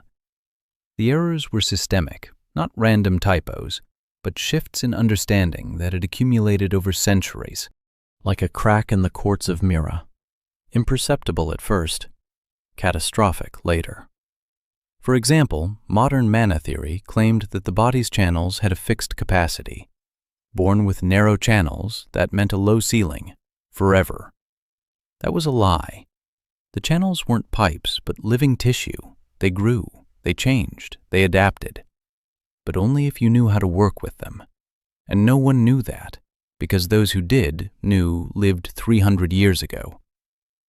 A second example, runes. Modern mages drew runes from a template, like children tracing the outlines of letters. They knew the shape, but didn't understand why the shape was exactly that way. Caden remembered why. Every line of a rune isn't a symbol, but a route, a path along which mana moves from the entry point to the exit point. Change the route, and the rune works differently. Better, worse, different. Modern mages didn't change the route. They were afraid, because they didn't understand. Caden wrote down the mistakes in a separate notebook. Not for himself, for those who would come after. For the students he would someday begin to teach, if he lived long enough. The practical sessions were more interesting. During them, Caden observed, not the instructor, the students. Evelyn Valcrest worked with mana as if it were mathematics, precise, calculated, every movement calibrated, every rune perfect in form. The results were consistently high. But Caden saw a ceiling. She was hitting it and didn't understand why. Because she believed that magic was a formula. But magic is intention. A formula yields 80%. Intention yields 100%. Evelyn made up for that 20% difference with hard work, 4 hours of sleep, shaking hands, the gloves he made for her. She worked for 10 people to cover up what could have been covered up with understanding. Caden didn't interfere. It wasn't time yet. Evelyn wouldn't accept help from a scholarship student. She accepted the gloves because she didn't know who they were from. Now she knows, and she's angry. Not at him, at herself, for accepting them, for letting them help, for letting someone see her weakness. She'll come on her own, when she's ready. Isla Bragg was mastering the principle that Caden had explained to her, slowly but correctly. She found her own way to gather fire, not from the moisture in the air, as he had shown her at first, from the heat of her own body. She redirected excess heat from her palm to a point in front of her, and it flared up into a small, steady flame. The technique was her own. No detector would recognize an ancient pattern in it, because it was a new pattern, her pattern. Caden watched this and felt something akin to pride, not for himself, for her. A master is not the one who does it themselves. A master is the one who shows another that they can. Manhwa Yun behaved differently after that day in the hallway. She no longer spoke. She no longer asked questions. But Caden noticed that she was nearby. In the dining hall. In the hallway. In class. Not intrusively, not ostentatiously, just nearby. Like a shadow that had decided it had a master. One evening, Caden left the workshop late. It was 1 in the morning. The hallway was empty and dark. He was walking toward the stairs when he heard footsteps behind him. He turned around. Yoon was standing 10 paces away, a stiletto in her hand. Not pointed at him, just in her hand, like an extension of her fingers.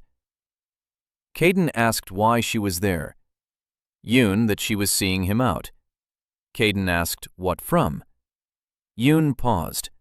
Then she said that he wasn't being watched only by observers. Caden froze. Yoon explained. Briefly, precisely, like someone accustomed to reporting.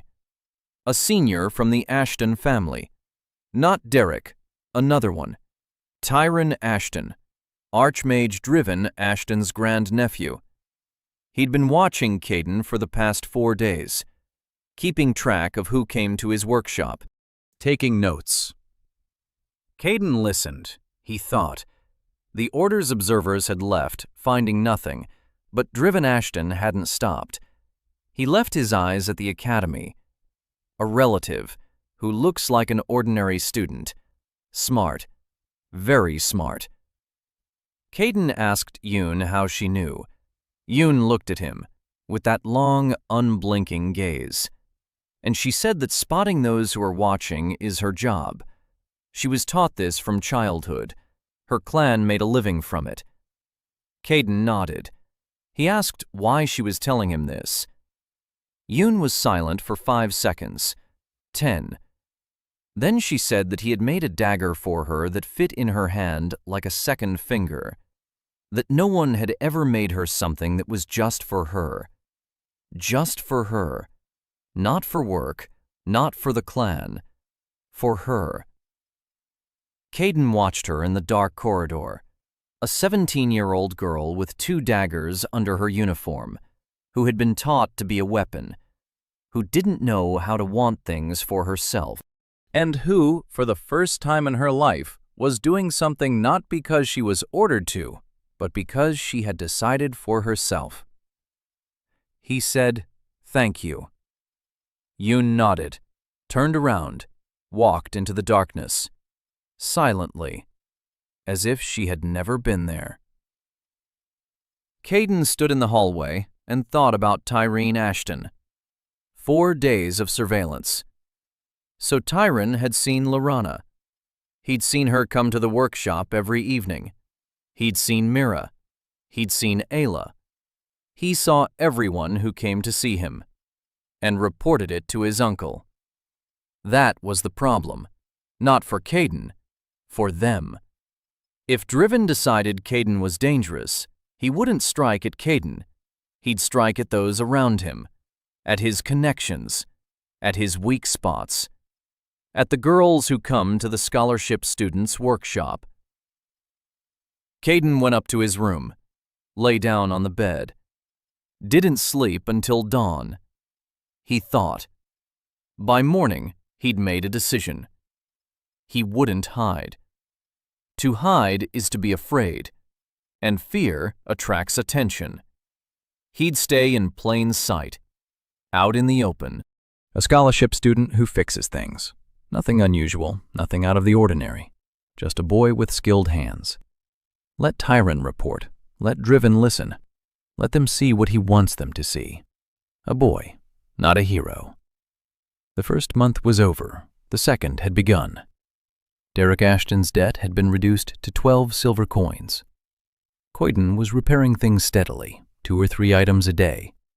Rumors about him spread through the academy like a crack in glass, quietly, irresistibly. He was known, not by name, by nickname. The workshop, that's what they said. Take it to the workshop, he'll fix it. It wasn't just scholarship students who came to him, younger aristocrats too, those who were too ashamed to go to the family craftsman with a trivial breakage, or those who begrudged paying the family craftsman 10 gold coins for what Coyden did for a silver coin. He charged the same price to everyone, a silver coin, sometimes a copper one, sometimes bread. He didn't haggle, he didn't refuse. He just repaired. Every item that left his hands carried a small, invisible signature, not a rune, not a symbol, a vibration, the finest tuning to the owner.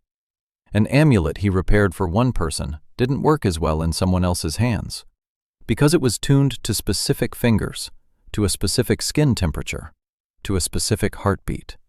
No one noticed this. They just felt that the item was better after the repair than it had been before it broke, as if the break had been necessary, as if something alive had slipped inside through the crack. One morning, Evelyn Valcrest came to the workshop. Coyden wasn't expecting her. She stood in the doorway and looked at him with that gaze that made you want to check if all your buttons were fastened. Analytical, penetrating, merciless. She said she wanted to ask him a question. Coyden nodded. Evelyn asked how the rune on the gloves worked. Coyden thought for a moment. Then he answered. He explained the principle, not the whole thing, just enough for her to grasp the essence, but not enough to replicate it. The rune compensated for the microspasms in the hand muscles through feedback. It read the nerve impulses in the fingers and sent a counter-impulse, like a second hand gently holding the first. Evelyn listened. She didn't interrupt, she didn't nod, she just listened. When Coyden finished, she was silent for 30 seconds. Then she said that this principle wasn't described in a single textbook on runic engineering, that she had checked all 72 volumes in the library, all 72. Coyden looked at her. He asked when she had managed to read 72 volumes. Evelyn replied that she'd done it over the past 3 weeks. Coyden was silent. 3 weeks, 72 volumes, on 4 hours of sleep, with a full course load, along with her duties as class representative. This girl was working with an intensity that would have killed an adult mage in 6 months. And she did it in silence, without complaint, without for help, because Valcrests don't ask, Valcrests take, or make it happen themselves. Coyden said the principle was an old one, not from modern books, from another time. Evelyn narrowed her eyes. She asked, from which one? Coyden replied that it was from a time when magic was still understood, not copied. Evelyn was silent for a moment. Then she said she wanted to learn. Not from him. Coyden nodded. He understood. She didn't want to be a scholarship student's apprentice. She wants knowledge, without hierarchy, without subordination, like a scientist wants data. Coyden proposed an exchange. He would explain to her the principles not found in textbooks. She would help him with the theoretical foundation that Coyden Ash had missed during his 3 failed years. They both pretended it was a mutually beneficial deal, not that one is teaching the other. Evelyn looked at him. For the first time during the entire conversation, the corner of her mouth twitched. Not a smile, a shadow of a smile, a ghost of a smile. She said that the terms were acceptable. Coyden nodded. They started that very evening. Evelyn brought her notes, her own. Perfect. every formula written in neat, small handwriting, every diagram drawn with a ruler. Caden looked at them and saw the work. Thousands of hours of work, sleepless nights, trembling hands, a pen that scratched the expensive paper of her family. He remembered. A pen. He hadn't made her a pen yet, one that doesn't scratch. Later. Now he was flipping through the notes and pointing out her mistakes. Not her mistakes, the system's mistakes. This formula is wrong. Not because Evelyn made a mistake, because there's a typo in the textbook, which is 200 years old. This diagram shows the flow of mana in the body, but 3 channels aren't marked. They were left out when they were copied from copies. This rune is drawn in mirror image, not in her notes, in the original source. For 200 years, all the mages in the world have been drawing the rune in mirror image and wondering why it yields 70% instead of 100. Evelyn listened, and with every passing minute, her face changed. The stiffness faded. Something. Hunger. Intellectual hunger. She wasn't hungry for food, but for knowledge. Real knowledge. Not what they taught in textbooks. The kind that actually worked. They worked for 4 hours. Caden showed her 12 errors in the basic course on mana theory. Evelyn wrote down every one. She checked every one. She recalculated the formulas with the corrections. The results matched. Each corrected formula yielded a more accurate result than the original. At the 12th error, Evelyn set down her pen. She looked at her gloved hands, then at Caden, and asked the question he had been waiting for since day 1. She asked who he really was.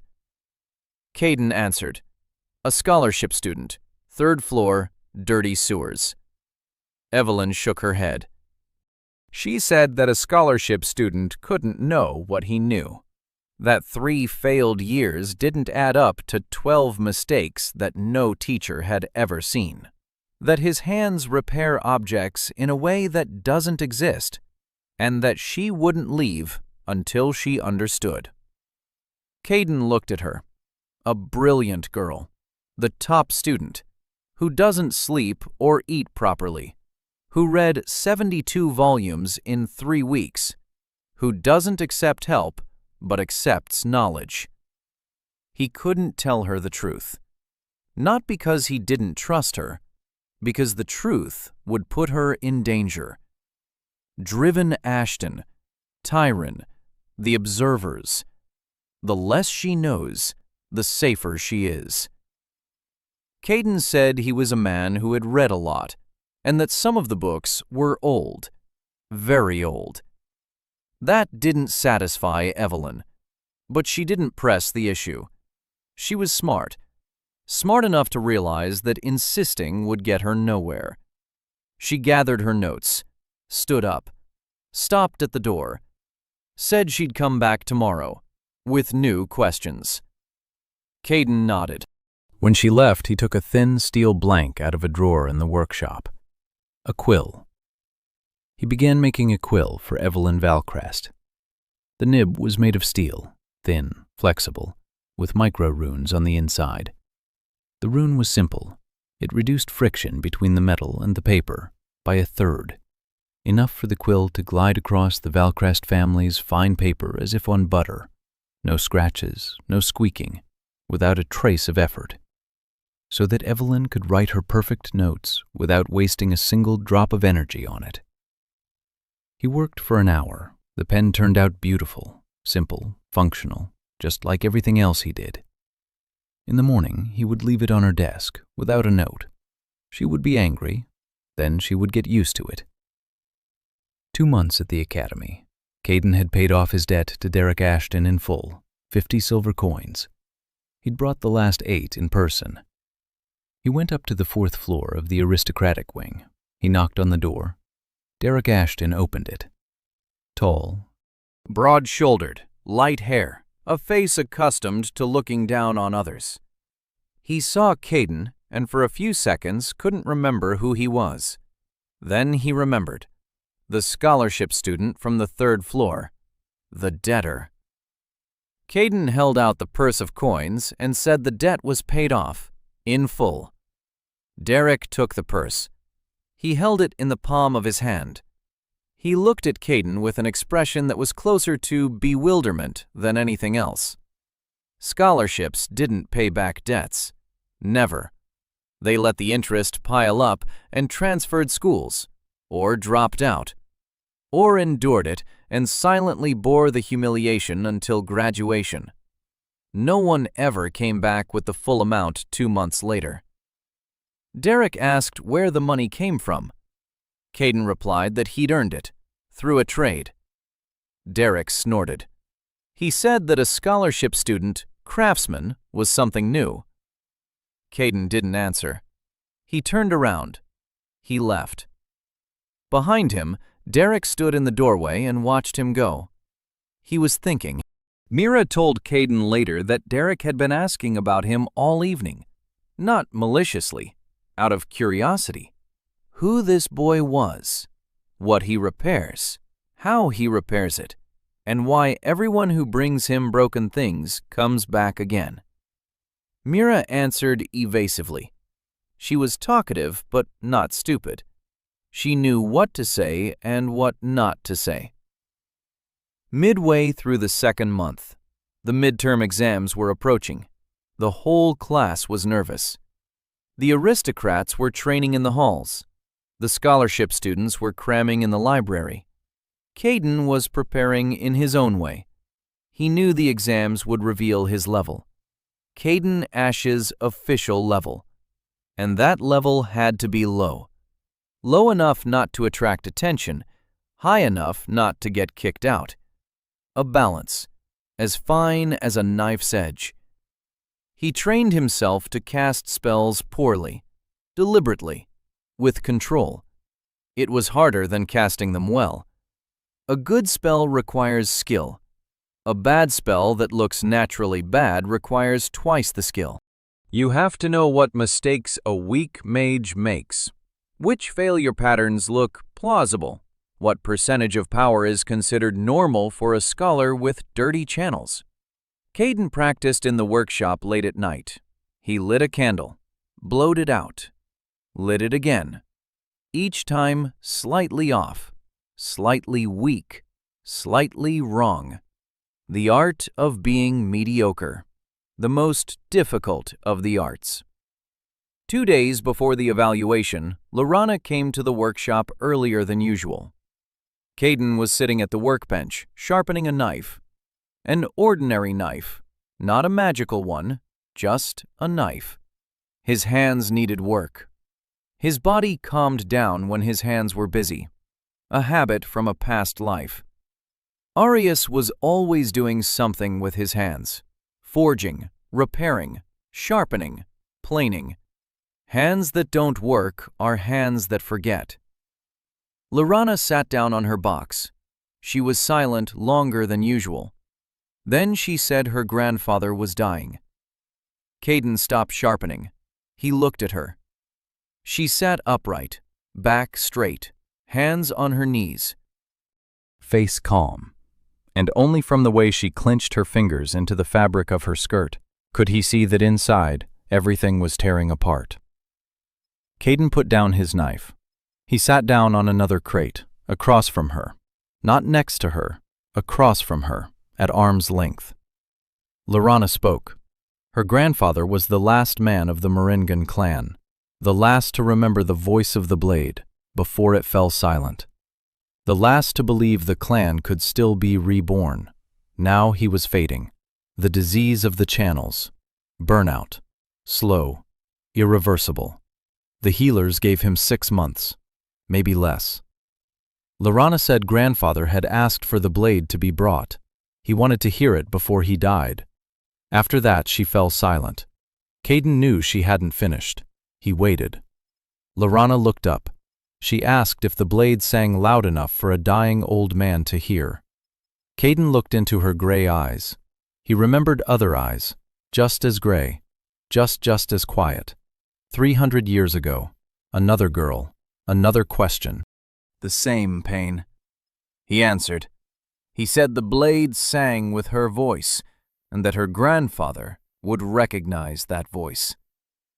Because Lirana, his granddaughter, because in her voice there is a part of his voice, a part of her mother's voice, a part of the voices of all the women of the clan who have ever held this blade. She is not a copy, she is a continuation. Lirana listened. Tears streamed down her cheeks. She didn't wipe them away. Just like then, the first time, when the blade rang out. She said she would go visit her grandfather over the weekend. Caden nodded. Lirana stood up. She walked over to him. Close. She reached out her hand. She touched his shoulder. Gently. Just a touch, like the touch of a butterfly. She said that sometimes it seemed to her that he knew things a 17-year-old boy couldn't possibly know. Caden didn't answer. Lirana withdrew her hand. She said it didn't scare her. She left. Caden sat on the box and felt the warmth on his shoulder, where her fingers had been. Caden Ash's body remembered that touch, and so did the hero from his past life. Graduation day, the Great Hall, all the teachers, all the students. The examination committee at a long table, Master Hall in the corner. And one person Caden hadn't expected, Archmaster Driven Ashton. He was sitting in the guest chair to the right of the committee, graying, charming, with a warm smile that didn't reach his eyes. Caden saw him, and everything inside him went cold. Driven had come in person. He hadn't sent tele-observers. He'd come himself. That meant Tyron had reported something interesting. Something that had made the head of security for the southern borders drop everything and come to the academy for a routine evaluation. Caden joined the line of students and waited his turn. His hands were steady. His face was impassive. His heart was beating at 60 beats per minute. Perfect calm. He was a boy, a scholarship student, a blank slate. Evelyn was the first to be evaluated. Brilliantly. Every spell was perfect, every rune in place. The committee recorded the highest score. Driven nodded approvingly. Valcrest, strong blood, clear channels, everything as it should be. Isla passed the assessment with a solid average score. Not brilliant, but confident. The fire from the warmth of her palm burned evenly and steadily. The committee noted the unconventional technique. The practical instructors said it was an original method. Driven raised an eyebrow. He looked at Isla. He jotted something down. Caden noticed this. It was Caden's turn. He stepped into the center of the hall. He took his wand. Repaired. Intact. Without a rune. An ordinary wand. He raised it. He cast a fire spell. A basic one, from the textbook. A flame shot out of the wand. Small. Yellow. Uneven. 25% of maximum power. Standard for a scholarship student with dirty channels. The committee recorded his score. Low, passing, but low. Caden lowered his wand. He turned toward the table. Driven was watching him for a few seconds. Then he shifted his gaze to the next student. It slipped, didn't catch. Caden walked past. He returned to the line. His heart was beating at 60 beats per minute. Steady, clear, quiet. Master Hall in the corner exhaled. Caden saw it out of the corner of his eye. She was nervous too. After the evaluation, Caden stepped out into the hallway. Mira intercepted him by the stairs. She was pale. She said that Uncle Driven was here, that she hadn't known, that he'd arrived without warning. Caden asked if he did that often. Mira shook her head. She said that Uncle Driven never did anything without a reason, that if he was here, it meant something had happened, or that someone had said something. She looked at Caden. There was something new in her freckled face. Fear, not for herself, for him. Caden placed his hand on her head, gently, like an older brother, and told her not to worry. That everything was fine. That he was just a scholarship student, nothing interesting. Mira brushed his hand off her head, with the dignity of a 16-year-old girl who doesn't want to be patted on the head like a child. And she said he was lying, and that she knew he was lying, and that she wouldn't leave. Caden looked at her, small, red-haired, with freckles, with eyes that burned with the stubbornness of the entire Ashton family, and who had taken his side, not knowing what was behind it, simply because he had repaired the family clock and didn't want praise. He nodded, said he knew. Mira snorted, turned around, and left, with her back straight, like an aristocrat, because that's what she was. That evening, Caden lay on the bed, the ceiling, cracks in the plaster, candlelight shadows. Driven Ashton saw him, watched, and turned away. But that meant nothing. Driven was smart enough not to show interest, patient enough to wait. Caden closed his eyes. He sensed a mark to the south, distant, faint, aching. It was growing weaker every day, slowly but surely, like a candle burning out. And when it burned out, what would begin to seep through it? The Dark Lord, or what was left of him. Caden had time, 6 months, maybe a year, no more. He had to be ready. They all had to be ready. All the girls sitting next to him on the crates in the workshop, who brought him broken things, who didn't leave when he said everything was fine.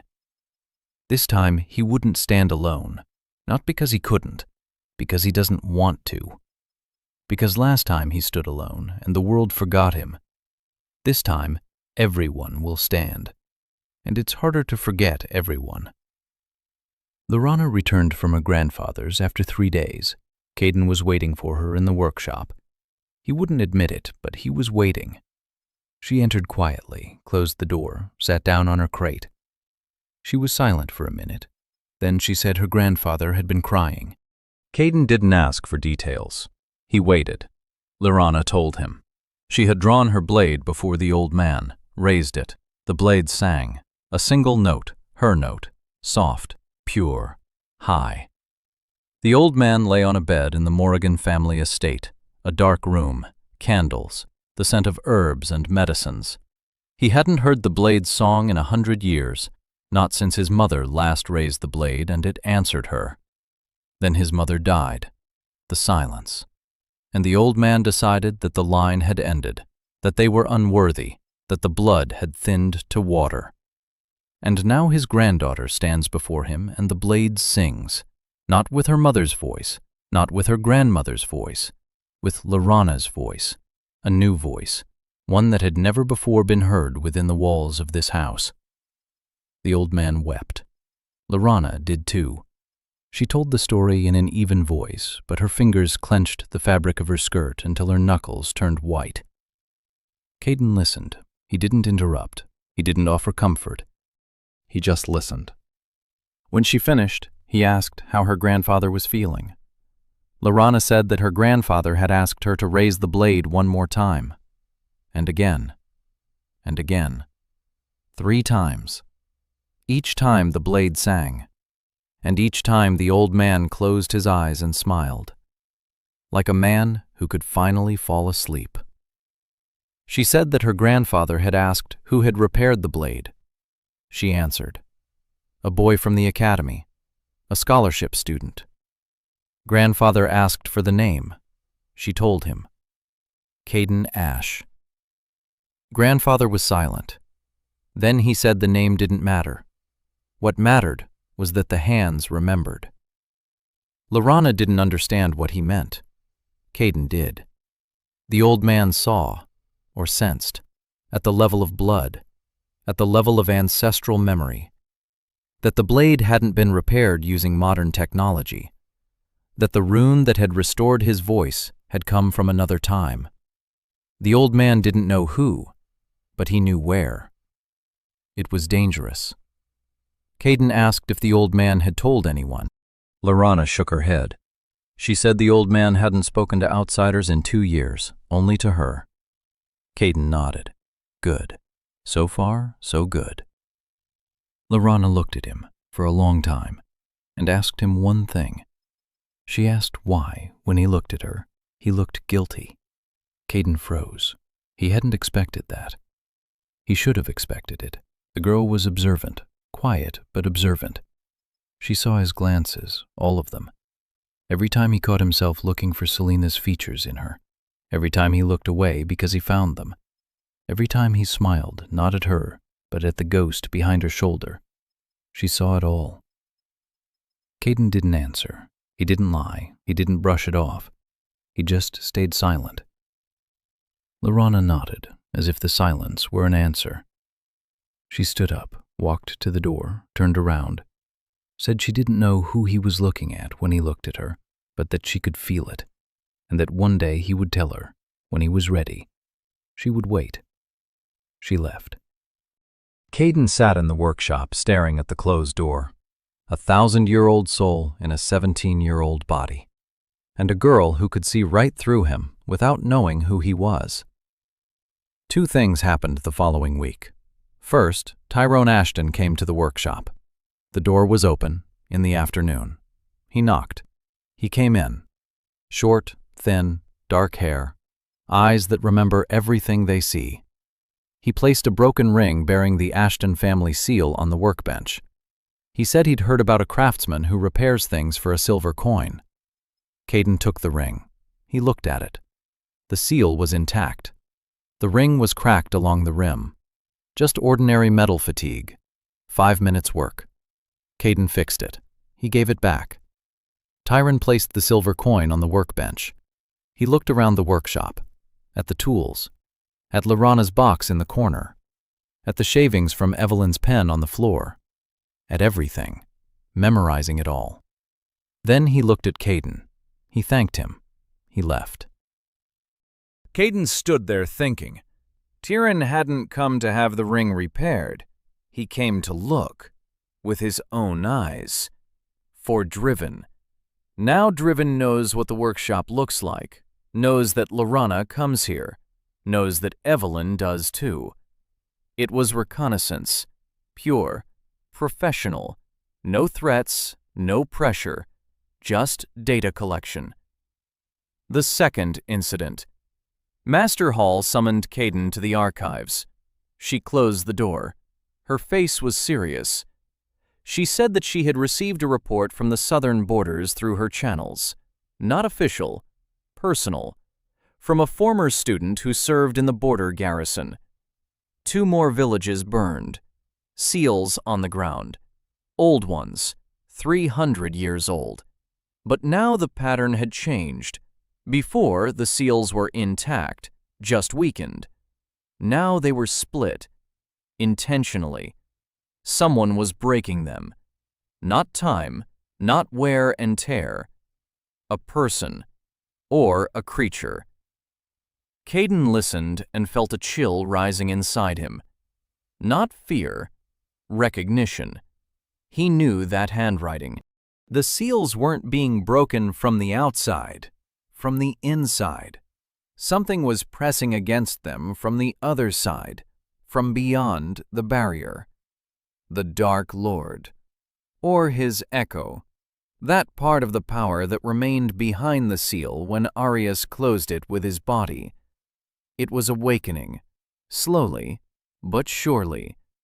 And every time another seal burst, Caden felt it, like a stab in the chest, as if someone were pulling a string tied to his ribs, because his soul was part of those seals. He was the lock, and the lock was falling apart. Hall asked how much time was left. Caden estimated, by feel, by the strength of those stabs, by the frequency.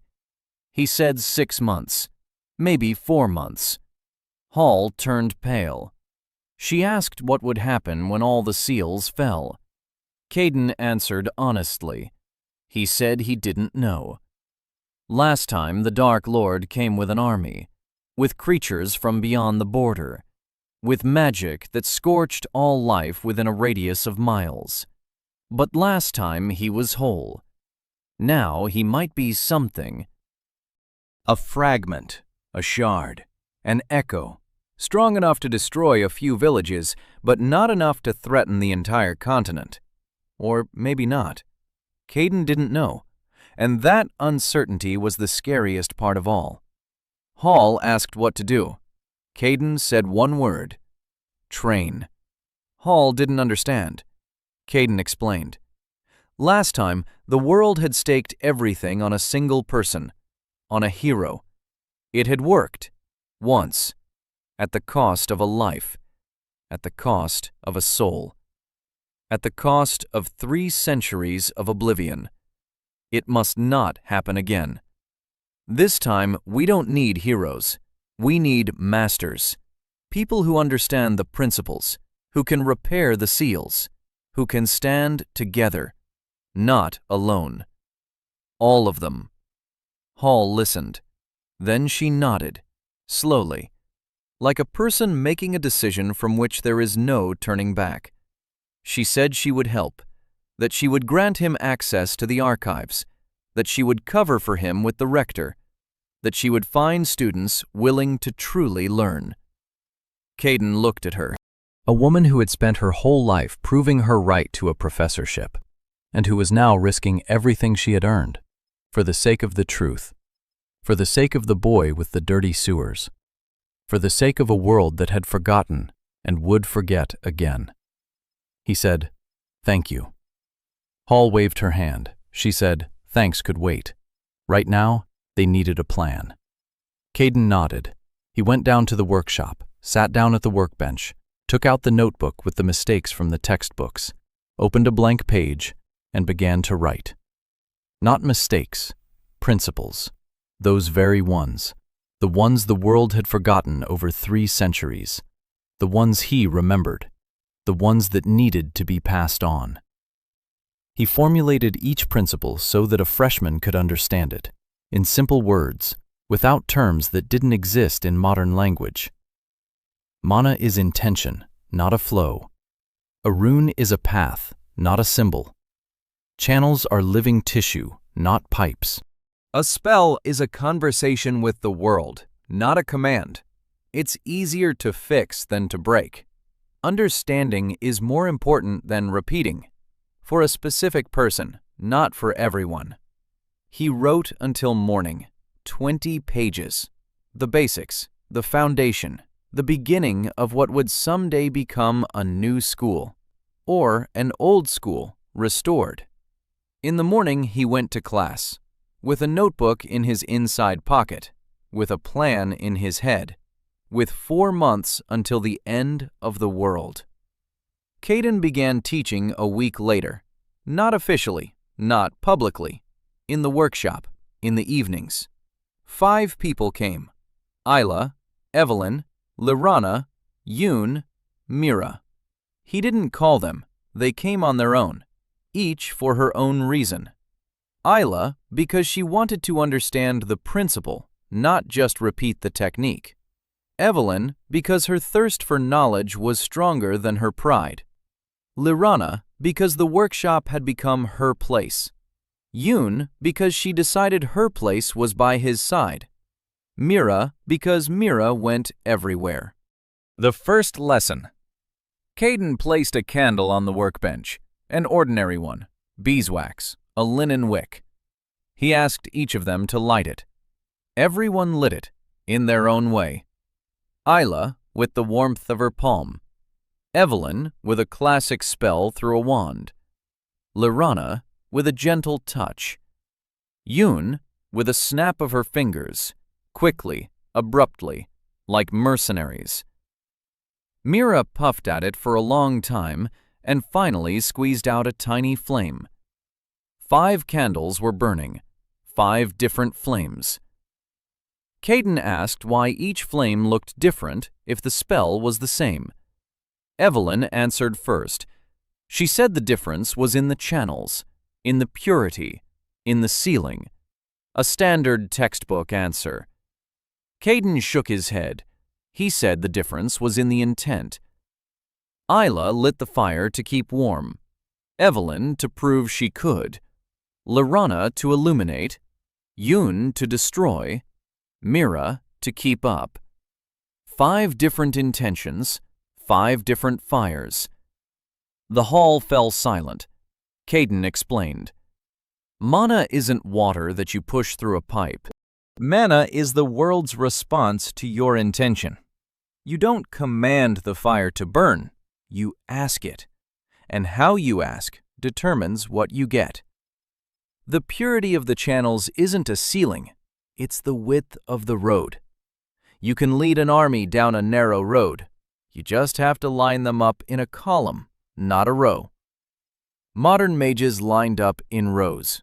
They pushed all their power at once. Wide channels let it through. Narrow ones didn't. And the system said that narrow channels were a death sentence. A lie. A convenient one, 3 centuries old. Built so that those with wide roads would feel superior. Evelyn listened with the look of someone having the rug pulled out from under her feet. Everything on which she had built her work, all 72 volumes, all the sleepless nights, all the formulas, all of it was based on the assumption that the channels determine everything. And now this scholarship boy says it's a lie. She wanted to argue. Caden could see it in her pursed lips, in her straight back, in the gloved hands he'd made for her. But she didn't argue, because the gloves on her hands were working, because the pen on her desk wasn't scratching the paper, because the 12 errors in the textbooks turned out to be real errors. The proof was on her, in her hands, in her notes. She was silent, thinking. Caden gave her time. He turned to Isla. He asked her to light the candle again, but this time not from the heat of the pen, from the heat of the candle standing at the other end of the workbench, to transfer the flame from one candle to another across the distance, without a wand, without a gesture, only with intent. Isla turned pale. She said she couldn't do it. Caden asked why. Isla replied that it was too far, that she didn't have enough power. Caden shook his head. He said that distance didn't matter. The fire was already there. It was burning. She just had to show it where to go. Not push it. Show it. Isla looked at the burning candle, at the wick of the extinguished candle at the other end of the workbench. 2 meters, an eternity for a scholar with ordinary channels. She raised her hand, not toward the candles, toward the space between them, and closed her eyes. 30 seconds, a minute, nothing. The world began to stir. Evelyn watched with surgical concentration. Yoon didn't move. Lorana breathed quietly. At the 73rd second, the wick of the second candle flared up, a small red flame, uneven, trembling, but alive. Isla opened her eyes. She saw the fire. Her face changed. Not joy, not pride, realization. Like a person who had considered themselves blind their whole life and suddenly saw. Caden nodded. He said everything was fine. Isla looked at him. For the first time in all this time, he saw in her eyes neither gratitude nor admiration. Confidence. She could. She always could. It's just that no one had told her. The lessons continued every evening. Caden taught the principles, one at a time, slowly, patiently. Just as his father had taught him to hold a hammer. First you hold it, then you feel it, then you understand it, then you do it. 4 steps, no skipping. Evelyn came to the second session with questions, 23 questions, written down on a separate sheet. Each one precise, each one penetrating. Each one struck at the weak spot in his explanation. Caden answered, 16 out of 23. For 7, he said he didn't know. It was the truth. There were things he didn't remember, or didn't understand, or couldn't explain in modern language. Evelyn nodded, jotted it down, said she'd find the answers herself. Caden had no doubt. Yoon didn't ask questions. She practiced, silently, intently.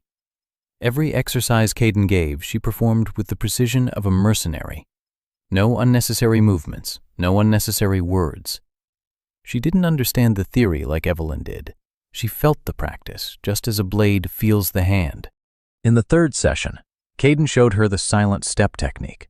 Not the full version, just the basics. How to move without creating waves of mana around her body. Modern mercenaries used dampening amulets. Expensive, unreliable. The silent step was free, and it always worked. Yoon mastered the basics in 40 minutes. 200 years before her, it had taken weeks. Caden looked at her and thought that in a past life she would have made the best scout in his squad. Better than Torben. Better than anyone. Mira was the weakest in the group in terms of strength, and the most important for another reason. She knew everyone, every student, every teacher, every servant, cook, and the guard. She was a network, a living network of information. Caden realized this in the 2nd week and stopped treating her like a child. Mira noticed it instantly. She noticed that he had started asking for her opinion, not about magic, about people. Which of the instructors would support them when the time came? Which of the upperclassmen might be dangerous? Which of the scholarship students was brave enough to join them? Mira answered precisely, quickly, without boasting, just as a scout reports to a commander. She had been a 16-year-old child in everyone's eyes, and now, for the first time, someone had asked her to be an adult. She squared her shoulders, stopped chatting idly, began to speak when necessary, and remained silent when necessary. Caden watched this and saw her growing, every day, every evening in the workshop. 3 months until the expected fall of the seals. Winter came to the academy, white and silent. Snow settled on the silver spire like a blanket on a sleeper. The corridors grew cold. Scholars wrapped themselves in their ceremonial robes. Aristocrats wore fur linings. Caden wore the same gray uniform and didn't feel the cold. His body had grown accustomed to it. Or perhaps his soul had. He remembered winters worse than this one. The winter near Craigholm, when the ground froze a meter deep and the dead didn't rot because the cold kept them fresh. He didn't like to remember that winter.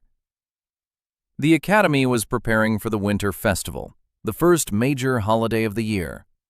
For the students, it was an occasion to put on their best clothes and dance. For the teachers, an excuse to get drunk. For Caden, it was a reason to prepare 5 gifts. He began working 2 weeks before the festival, every evening after class with the group.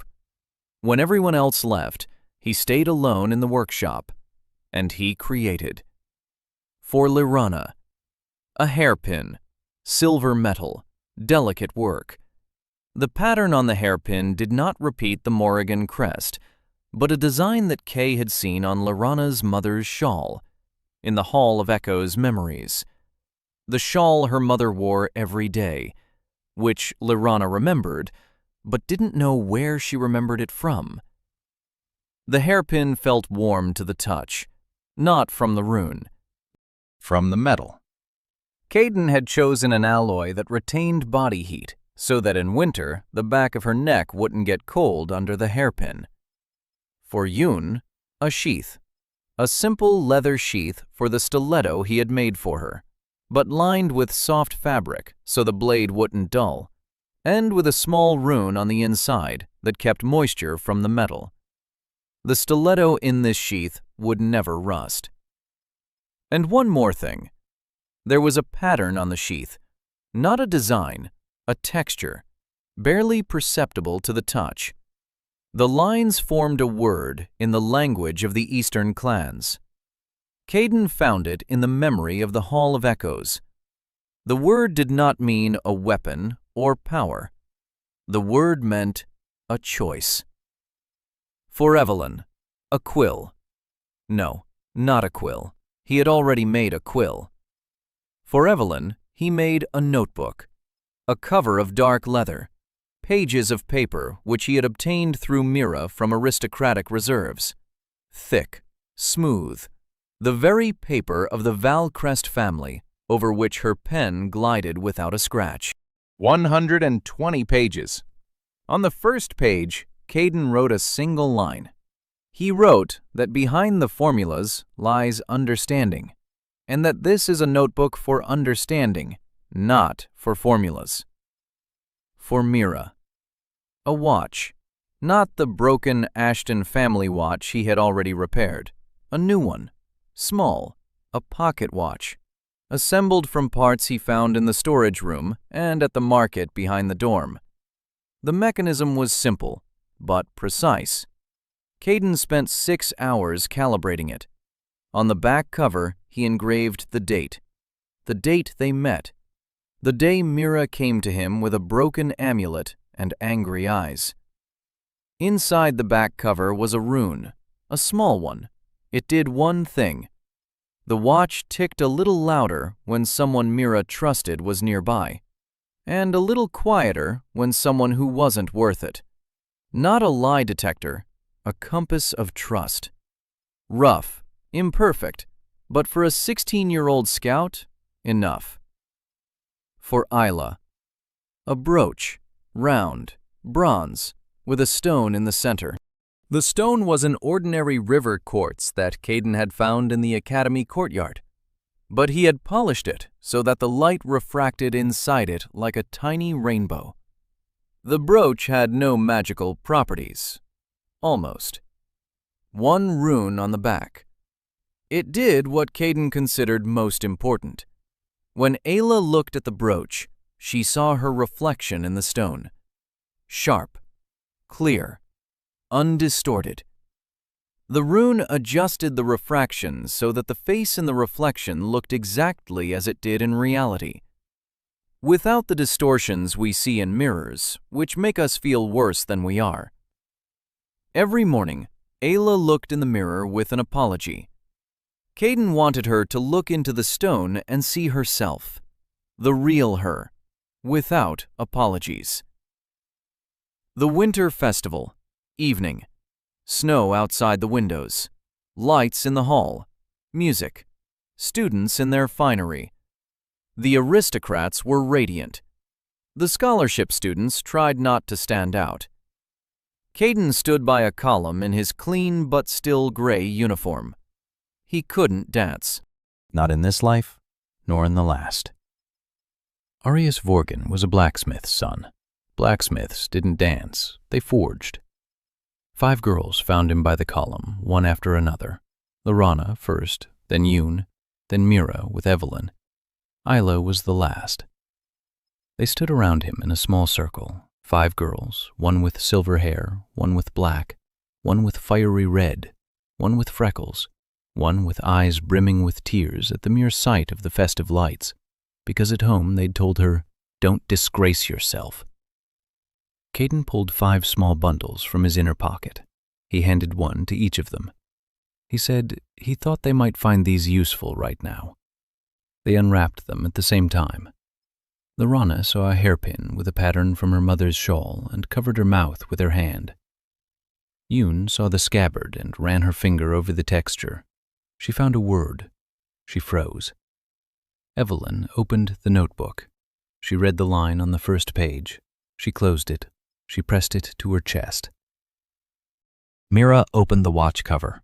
She saw the date. She looked at Caden. Her eyes were wide, wet. Ayla pinned on the brooch. She looked into the stone.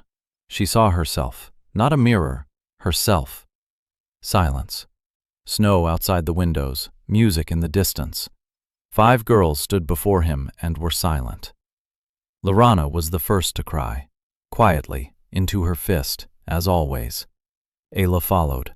Ayla cried openly, without restraint, for the first time. Evelyn didn't cry. Her eyes just reddened and she turned away. Yoon didn't cry. Yoon stood motionless, holding the scabbard in her hands as one would hold a fragile thing, like something that might break. Mira was crying and laughing at the same time and saying that he was terrible and that she hated him, and that the watch was the most beautiful thing she had ever seen. Caden stood in the middle of it all, not knowing what to do with his hands, with his face.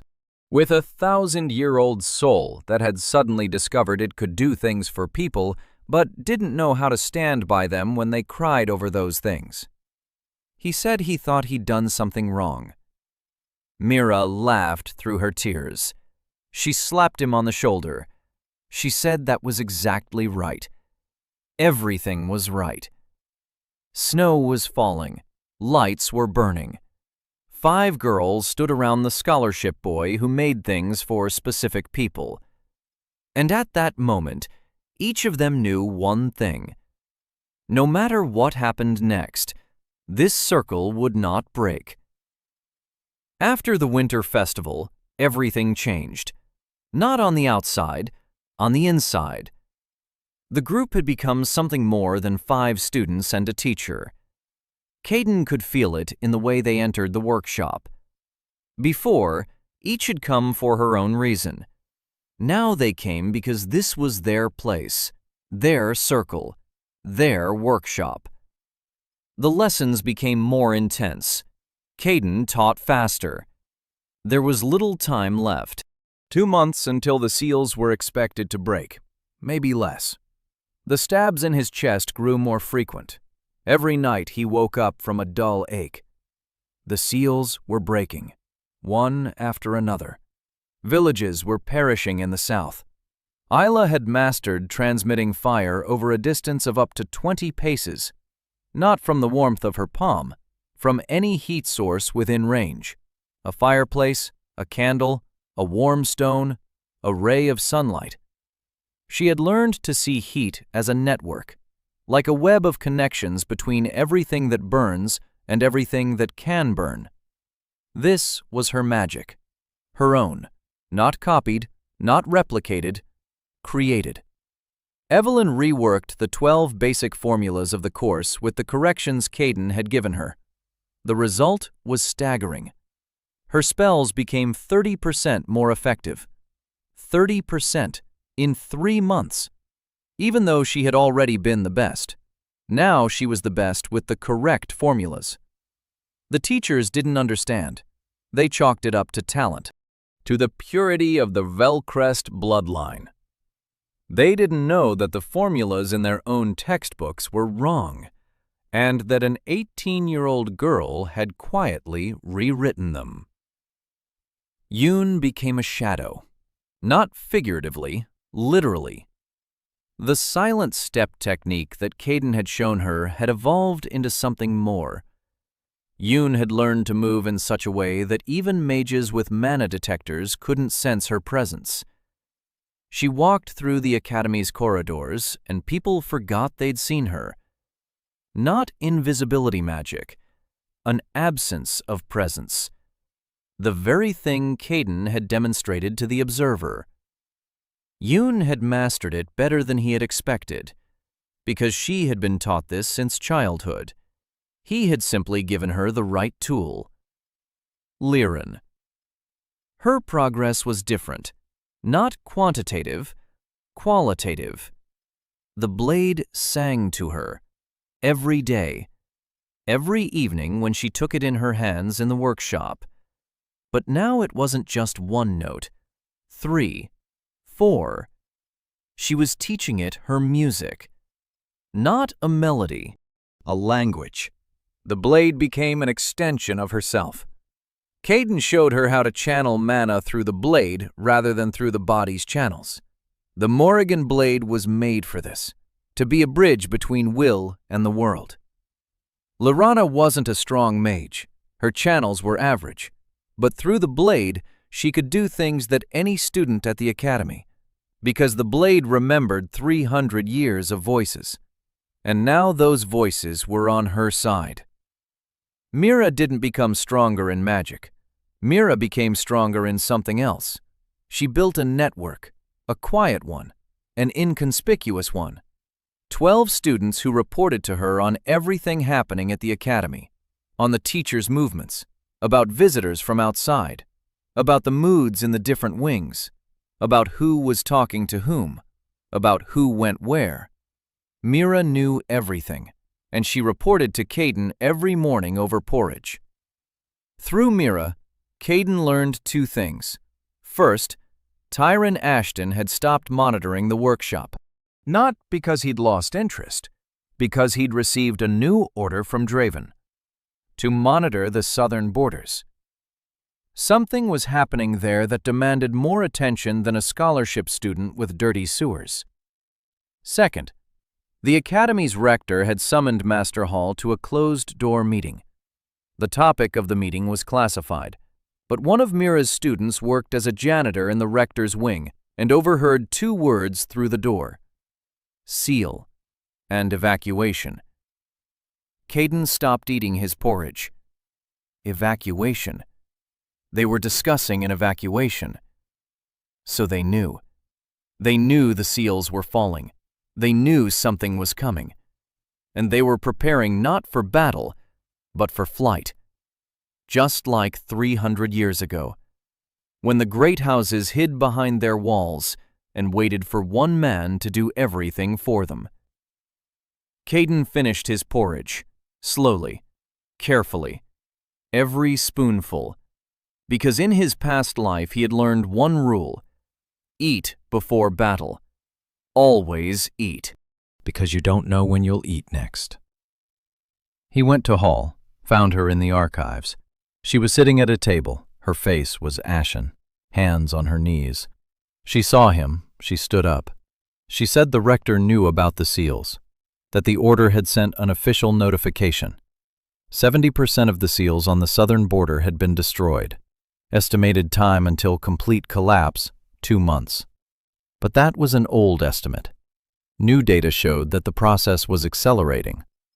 Hall said she had been ordered to keep quiet, that the rector had forbidden informing the students, that the plan was to quietly evacuate the aristocrats to the northern estates a month before the collapse.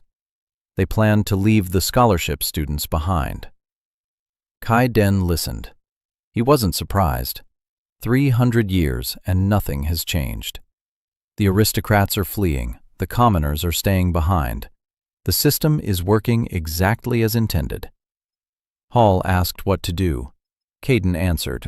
He said they needed to head south, to the seals. Now. Not in a month, not in 2. Now, while there's still time to do something.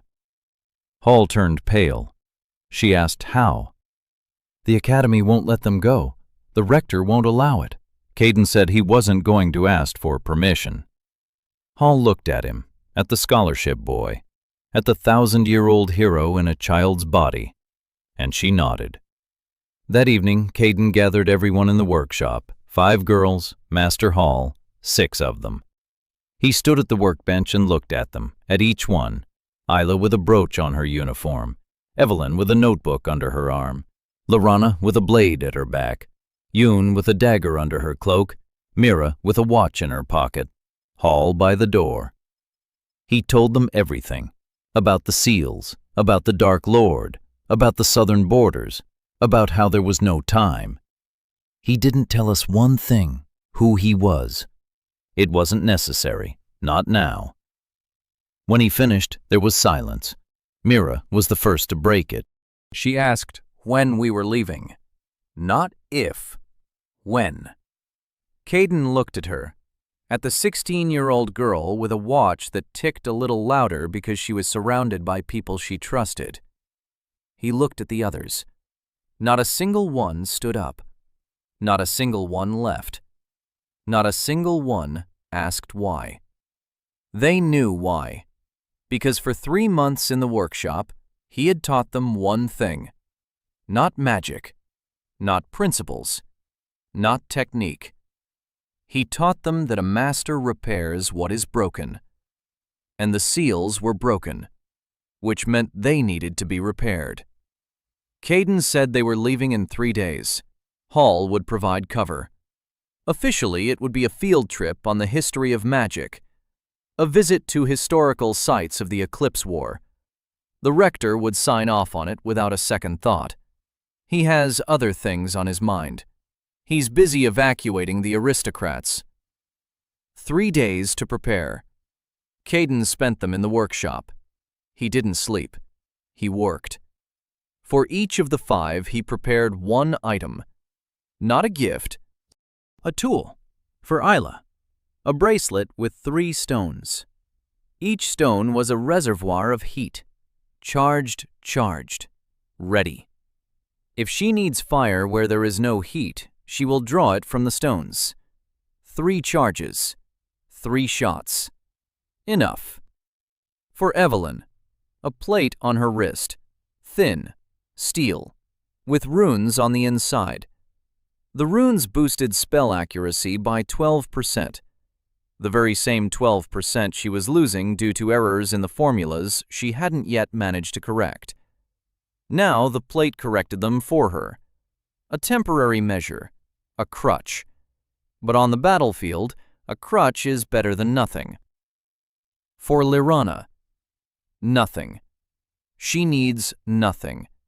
She has a blade that sings with her voice, which remembers the voices of all the women of the clan, which Caden had tuned with his own hands. That was enough.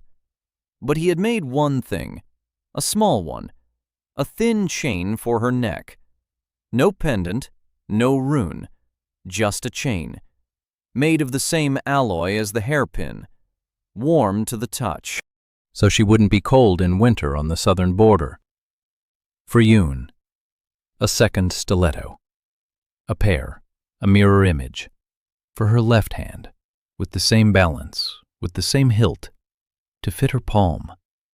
Yoon fought with a single blade because the second was always a standard one, not hers. Now she had 2, both hers. For Mira, a compass, a small one, brass. The needle didn't point north, the needle pointed to Caden, always, wherever he was, so that if they got separated, Mira could find him. Because Mira was the connecting link, the thread that held them all together. And if the thread lost its center, it would lose its meaning. 3 days had passed. Morning on the departure, cold, snow, gray sky. 6 people at the academy gates, 5 girls and 1 boy. Master Hall stood on the steps and looked at them. She wasn't going. She was staying at the academy, covering for them, averting her gaze, keeping up appearances. Hall walked over to Caden. Without a word, she handed him a bundle. Torvin's diary. Caden looked at her. Hall said it might come in handy. That Torvin hadn't written only about runes. He'd written about the seals, about how they were created, and about how they could be restored. Caden took the journal. He looked at Hall, at the woman who was giving him the only artifact of her career, the only proof of everything she believed in. He said he'd bring it back. Hall shook her head, said she didn't need the journal. She needed him to come back. Himself. Alive. Caden nodded, turned toward the gate. 5 girls were waiting, each with her own tool, with her own weapon, with her own place in a formation that didn't yet exist, but already existed in their minds. They walked out of the gates of Silverspire, southward, toward the seals, toward the darkness, toward what had been waiting beyond the edge for 3 centuries. The snow crunched under their feet. Mira walked beside Caden and looked at the compass. The needle pointed straight at him. Mira smiled. She put the compass in her pocket. She didn't need the needle. She already knew where he was. The journey south took 6 days. The winter roads were empty. The villages they passed looked quiet, but the silence felt wrong, not peaceful, alert. People shut their shutters when they saw the 6 travelers in their academy uniforms. They knew, not about the seals, not about the Dark Lord, that something was coming. They sensed it the way animals sense an earthquake before the first tremor. On the 3rd day of the journey, Caden felt the first wave, a pain in his chest, sharp, brief, like a knife stab from within. A seal had broken. Another one. He stopped, pressed his hand to his chest, closed his eyes, counted. 3 left. 3 seals out of 12. 9 had already fallen. Isla was the first to notice. She came over, asked what was wrong. Caden took his hand off his chest, said everything was fine. Isla didn't believe him, but she didn't press the issue. Yoon walked behind them, covering their rear, without orders, without discussion. She had taken that position on the first day and hadn't changed it. Evelyn walked ahead with the map. She calculated the route. She measured the distance, the time, the food supplies. She did it with the same meticulousness with which she took notes. Lorana walked beside Caden, silently, a blade at her back. She didn't ask what was wrong with him. She could see. She saw how he was growing paler by the day, how his hands were trembling, not from the cold, from something inside. She saw and remained silent, because she knew he would speak when he was ready. Mira walked and chatted. She told stories, funny ones, silly ones, about a cat at the academy that steals fish from the cook, about Derek who once fell asleep during a lecture and fell off his chair, about freckles, which, according to the Ashton family legend, come from the sun's kisses. She chatted not because she didn't feel the weight, because she did. And she knew that silence would make it unbearable. On the 6th day, they saw the border, a black strip on the horizon, not a line of defense, not a wall, scorched earth, a strip of dead soil 100 paces wide, no grass, no snow, no life. The earth was black and glassy, melted, like after a lightning strike. But lightning doesn't leave marks like that. Only one thing leaves marks like that. Dark manna. Manna from beyond the border. They stood at the edge of the strip and watched. Myra stopped chattering. Evelyn put away the map. Yoon placed her hands on her daggers. Isla clenched the bracelet with the stones. Lorana touched the hilt of her blade. Caden stepped forward, onto the black earth. And he felt it, here, right beneath his feet, the remnant of a seal, one of the last 3. It pulsed, weakly, barely perceptibly, like a heart beating its final beats. He dropped to his knees, placed his palms on the ground, closed his eyes, and saw. Not with his eyes, with his memory. He saw this seal. He had created it 300 years ago, with his own hands, with his own blood, with his own soul. A circle of runes on the ground, each rune written in blood, each line seared with pain, each symbol a piece of his life, embedded in stone to hold back what must not escape. And now that circle was crumbling. The runes were cracking, the lines were breaking, the symbols were fading one by one. And behind them, behind the cracks, in the darkness beyond the edge, something was breathing. Caden opened his eyes. He stood up. He turned to the 5 of them. He said the seal was here, beneath them, and that it would fall in a few days, maybe hours. He said the plan was simple. He would restore the seal, reseal it. But for that he needed time, minutes, 10, maybe 15. And he would be defenseless, completely, because all his power would go into the seal. Everything in this frail body with its filthy channels, every last drop. And while he worked, what lay beyond the threshold would seep out of the cracks. Fragments, shards of darkness. Not an army, not the entire Dark Lord, but enough to kill 6. He needs 10 minutes, and he needs those 5 girls to give him those 10 minutes. Silence. The wind drove the snow across the black glass ground.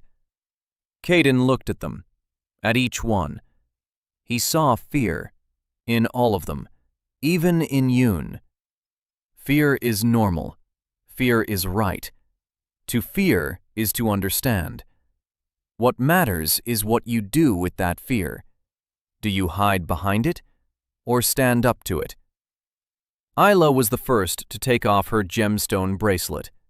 She twirled it between her fingers, put it back on, nodded. Yoon pulled out both stilettos, twirled them in her hands, stood to Caden's left, without a word. Evelyn adjusted the plate on her wrist. She checked the runes. She looked at Caden. She said, 10 minutes. Okay. Mira took out her compass. She looked at the needle. The needle pointed straight at him. Mira put the compass away and stepped into the circle. Lorana was last. She walked up to Caden, close. She looked into his eyes for a long time. Then she drew the blade from behind her back, raised it. The blade sang. Not a single note, a melody, complete, whole, alive. Lorana's voice and the voices of all the women of the Morrigan clan. 300 years in a single ring. Caden looked at her silver hair, at her quiet eyes, at the girl who 3 months ago thought she was empty, who now stood before him with a blade pointed at him. He nodded, dropped to his knees, placed his palms on the ground. He closed his eyes and began. Mana flowed from him like blood from an open wound, not through the channels, through his entire body, every cell, every bone, every nerve. The quiet resonance at its peak. One intention, to seal, to close, to hold. Just like then, just like 300 years ago. Only this time the body was weak, the channels were narrow, and every second counted. Cracks in the ground flashed white. The runes of the seal lit up one after another. Caden felt his life draining into the stone, his body growing cold, his vision darkening, and at the same moment it poured out of the cracks, black, thick, formless. The darkness beyond the boundaries sensed the seal closing and surged outward. The first fragment burst from the ground on the right, a black mass the size of a man. Swift, Yoon intercepted it on its third step. 2 stilettos, 2 strikes. Precise, quick, silent. The fragment disintegrated. Yoon was already moving toward the next one. The second and third emerged simultaneously. On the left. Isla raised her hand. The stones on the bracelet flared up. Fire from 3 reservoirs struck at once. Not chaotic, directed, precise, like a needle. 2 fragments burned away. Isla paled. 1 stone on the bracelet went dark. 2 charges remained. The 4th fragment was larger, faster. It lunged straight at Caden. Evelyn stood in its path. The plate on her wrist glowed, the runes activated. The shield spell came from her hands perfectly, precisely, without a single drop of mana to spare. The fragment struck the shield and bounced off. Lorana caught it with her blade, with a single strike.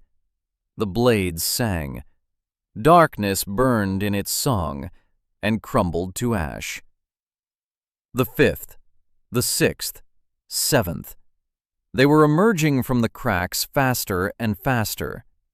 Mira stood in the center of the circle next to Caden. She didn't know how to fight, didn't know how to cast shields, didn't know how to gather fire. But she saw.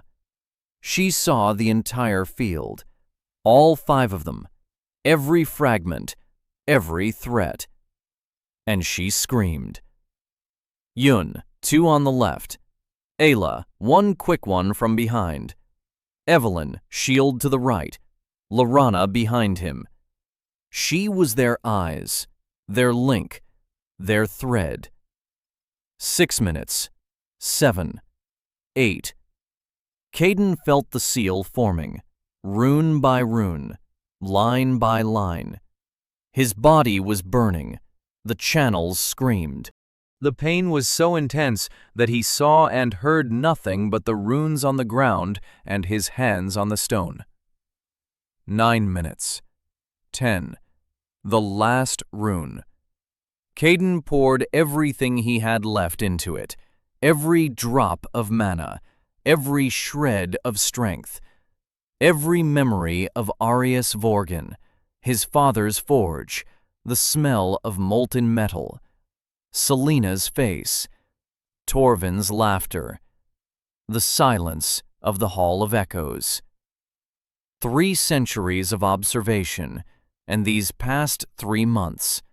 The workshop, Lorana's box, Mira's freckles, Evelyn's tremor, the silence of Yoon, Isla's eyes.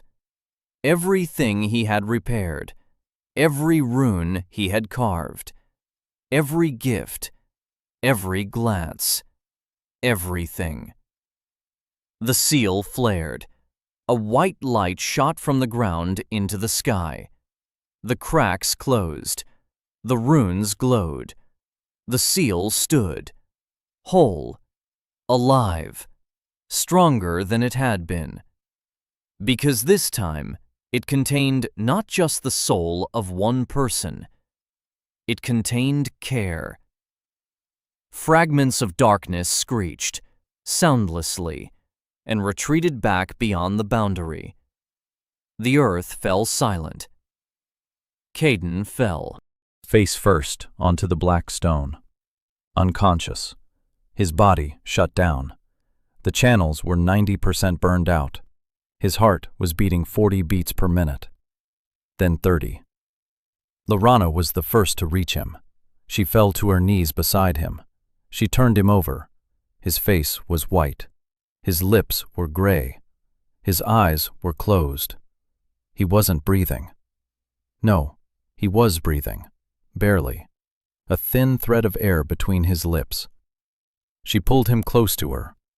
And at that moment, the blade behind her back began to sing. On its own. Without her hand. Without her will. The blade sensed her pain and responded. And a wind swept across the scorched earth.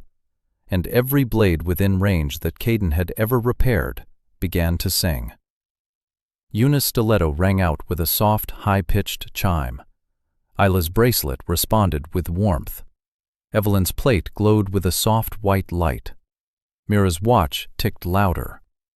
Every single item he had made for them, every object into which he had poured his attention, his care, his knowledge of a specific person, they all responded. Because the master had put a part of himself into them. And now that part was returning, like an echo, like an answer to a question he had never asked aloud. Lorana held him and cried, quietly, into his hair, and said one thing, quietly, barely audible. She said that she wasn't the one he was looking at, that she knew, and that she would stay anyway. Snow began to fall, white, pure, on the black earth, on the 5 girls standing around the unconscious boy, on the seal glowing beneath the snow. Caden didn't hear, didn't see, didn't feel. He lay in the darkness between life and death and saw only one thing, the Hall of Echoes. Quiet, empty, familiar, and a voice, distant, that spoke. Not now. Not here. Not like this. You have someone to return to. Go back. 3 days. Caden lay unconscious for 3 days. They took turns carrying him back north. Yoon and Evelyn, Lorana and Ayla. Mira carried his things. Torvin's diary. The notebook with the principles. Tools from the workshop. They didn't sleep. They took turns every 2 hours. They walked through the snow, through the cold, through the fear that he wouldn't wake up. On the morning of the 4th day, Caden opened his eyes. He saw the ceiling. Not the stone ceiling of the training hall, a wooden one. Low, warm. He was lying in a bed, in a room, A small one, not his room. It smelled of herbs, medicines, and something else. Something warm. He turned his head. Lorana was sitting on a chair nearby, asleep. Her head was on the edge of the bed. Her silver hair was scattered across the blanket. Behind her, in the corner on the floor, sat Yoon, eyes closed, stilettos in her hands, asleep or pretending to be. By the door, Mira was curled up in a chair, small, red-haired, a watch in her hand, ticking quietly. Evelyn was sitting at the table by the window. She wasn't asleep. She was writing. Notes. In the notebook he had given her. The pen he had made for her glided silently across the paper. She saw that he had opened his eyes. The pen stopped. Their eyes met. Evelyn stood up silently. She walked over to the bed. She looked at him. Then she turned to the others and quietly uttered a single word. "He's awake." Mira jumped up first. She dropped the clock. She caught it. She rushed to the bed. Yoon opened his eyes instantly. He put away the stilettos. He stood up. Lorana raised her head. She looked at him. Sleepy gray eyes, red from tears, or from insomnia. She looked at him and didn't say a word. Only her fingers found his hand on the blanket and squeezed it. Footsteps sounded somewhere behind the door, quick ones. Isla ran into the room, a bowl of hot porridge in her hands. She saw his open eyes. The bowl almost fell. Isla pressed it close to her. She looked at him. She smiled. Wide, without apology. For the first time. Caden lay in bed, 5 girls around him. Not a single one had left. 3 days. Not a single one had left. He tried to sit up. His body wouldn't obey. The channels were silent, burned out, empty. It would take him weeks to recover, maybe months. But he was alive. The seal stood. The world went on. And there were people nearby who hadn't left. Not because he was a hero, not because he saved the world. Because he had repaired their blade, their stiletto, their quill, their watch, their brooch. Because he had made something for each of them that was just for her.